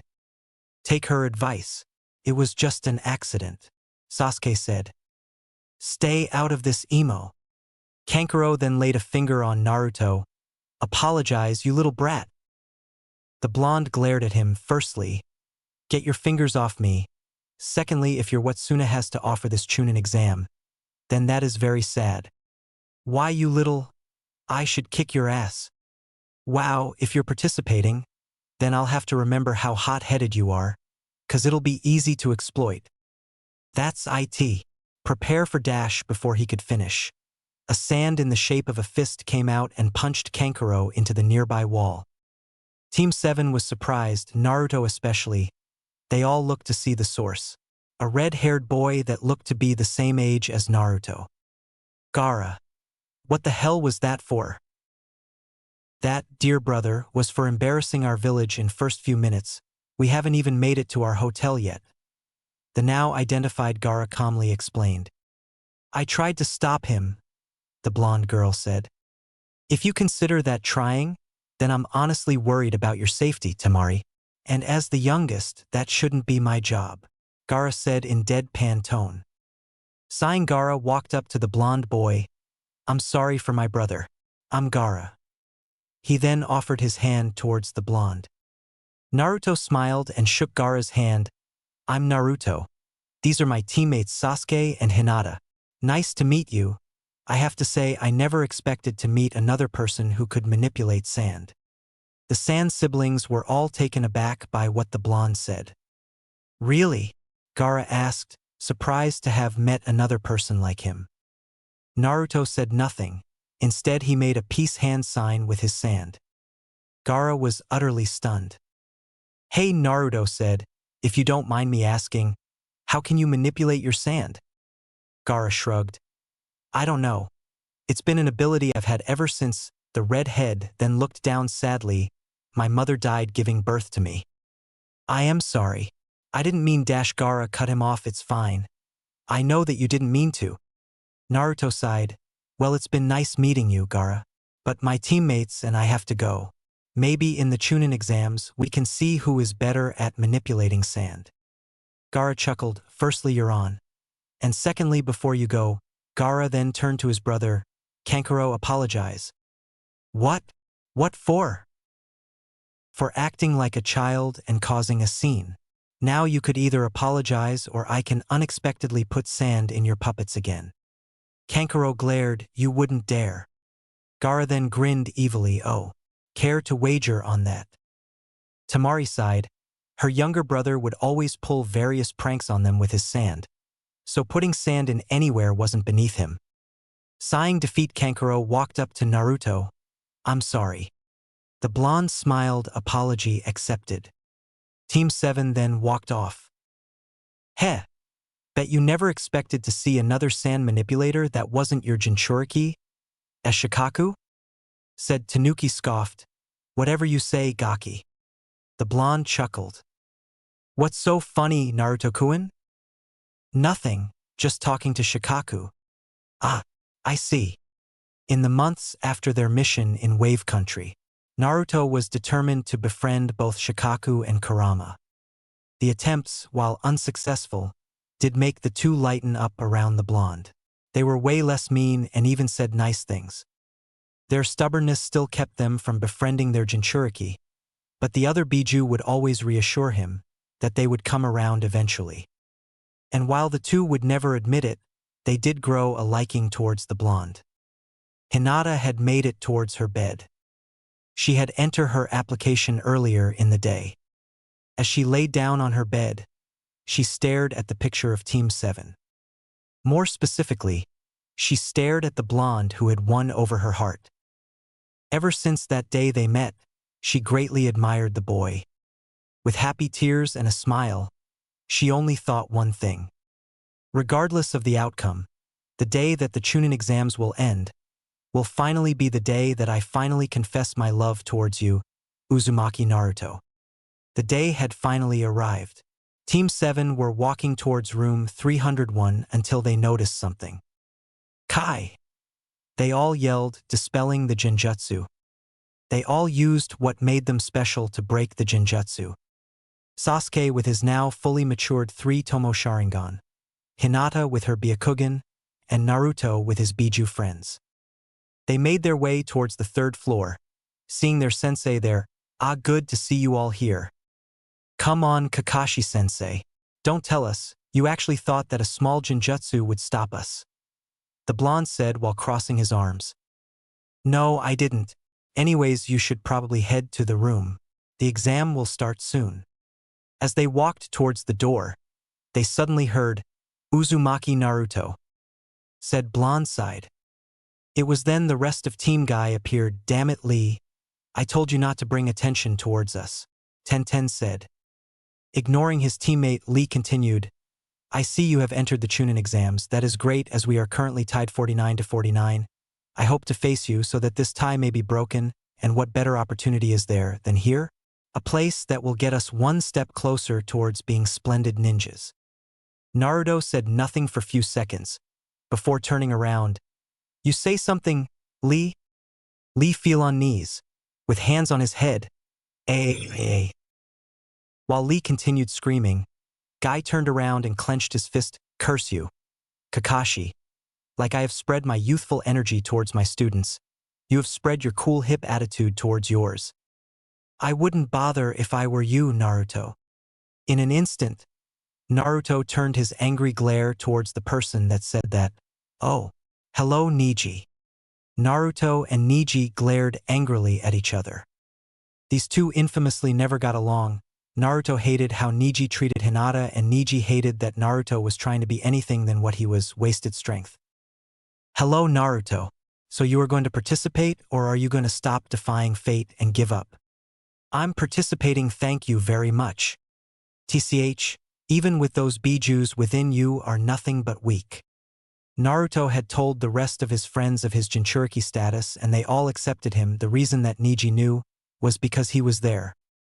Neji then continued, TCH, in fact, if the Bijuus were able to be sealed within anyone, it means that they are weak and it was fated to happen. Meanwhile, within Naruto, the Bijuus were all growling and raged at what the Hyuga had said. Who the hell does this little bastard think he is? Kurama said, wishing he could maul the Hyuga. Meanwhile, Shikaku was shaking his cage in anger. It's bad enough that I am called weak by my siblings. Now this good-for-nothing human is? Wow, Neji, you're impressive. Neji smirked, so, you Dash. You've managed to piss off all the Bijuus at once. Even I haven't accomplished that. After that whole debacle, they entered the room. Sasuke Kun. And Sasuke was immediately regretting it. Back off, Aino pig. He is mine. In your dreams, billboard brow. Ugh, troublesome. Oh hey Shikamaru, I'm surprised that you entered. Hey Naruto, and don't get the wrong idea. I'm only here cause my mother forced me to. Naruto chuckled, figures. You two should keep it down. Everyone turned their attention towards a silver-haired person wearing glasses. And why exactly? Kiba asked. Because of those guys. He pointed towards a bunch of people staring at them angrily. While everyone was trembling in fear, Team 7 wasn't. The blonde Jinchuriki stared at them, then suddenly burst out laughing. You think just because you were staring at me angrily, that I'm intimidated by you? He then laughed harder. The group then flooded killer intent in the room and directed towards the blonde. Said blonde wasn't intimidated, and continued laughing. Oh no. Look out, more angry glares. Oh man, I should give up now. Sorry. It's not that you're intimidating. It's just that I don't find you intimidating. You should. Well, I don't. Sighing, the silver-haired boy continued, well, then hi. I'm Kabuto. I have never seen you before, Shino said. I didn't go to your academy. I received my teaching somewhere else. Either way, hope you're ready, 'cause these exams are no joke. You've participated before? Sakura asked. This is my 7th time, actually embarrassing, but on the bright side, it has given me some experience and information. He then pulled out some cards, information I have stored in these cards. Ask and I shall give. Naruto. Yes, Gyuki. Tread carefully around this guy, he smells of snake. Kiba then walked up, Uzumaki Naruto. Oh, you know their name. That makes it less fun. He then poured his chakra into the cards. Let's see. Great ninjutsu, great taijutsu, and overall great skills except for genjutsu. That's odd. It says here he has completed one A-rank mission, and that a few months before he graduated he fought and successfully defeated 4 IWA Jonins. Everyone turned at the blonde. Naruto explained. Kiba said, I was in the forest working on my chakra control. Some IWA Nins attempted to kidnap me and I defended myself. And why didn't you tell us, your teammates? Sasuke asked. Naruto shrugged. I didn't think it was worth mentioning.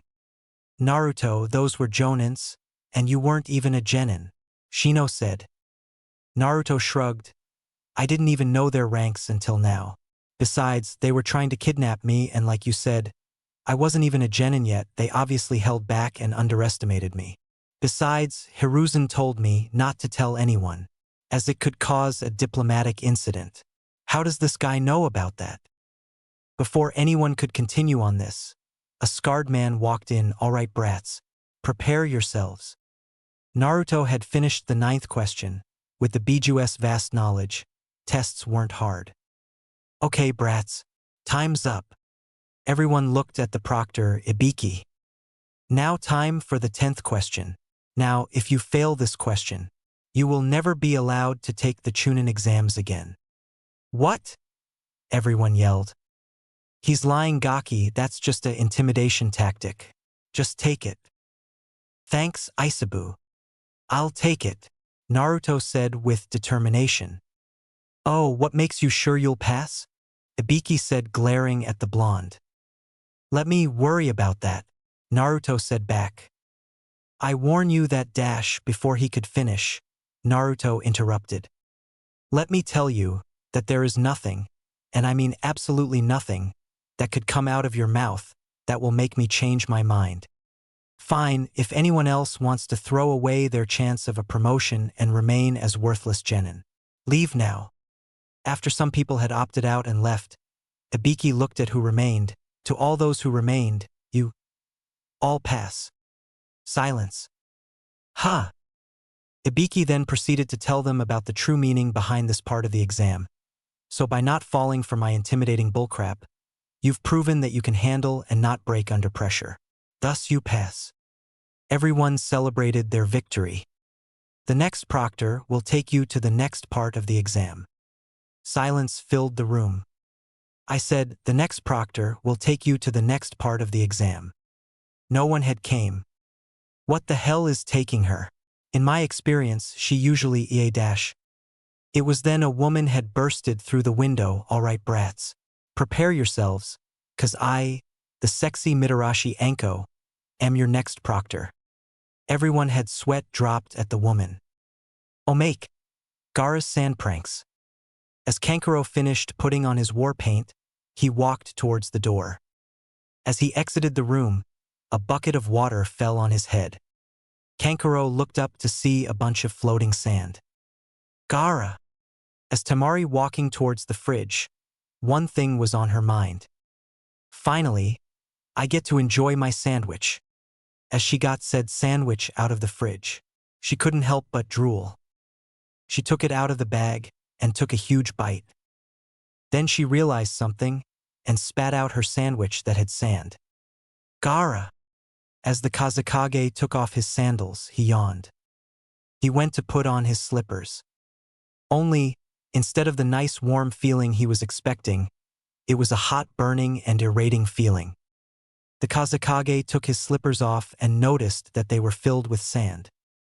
Gaara.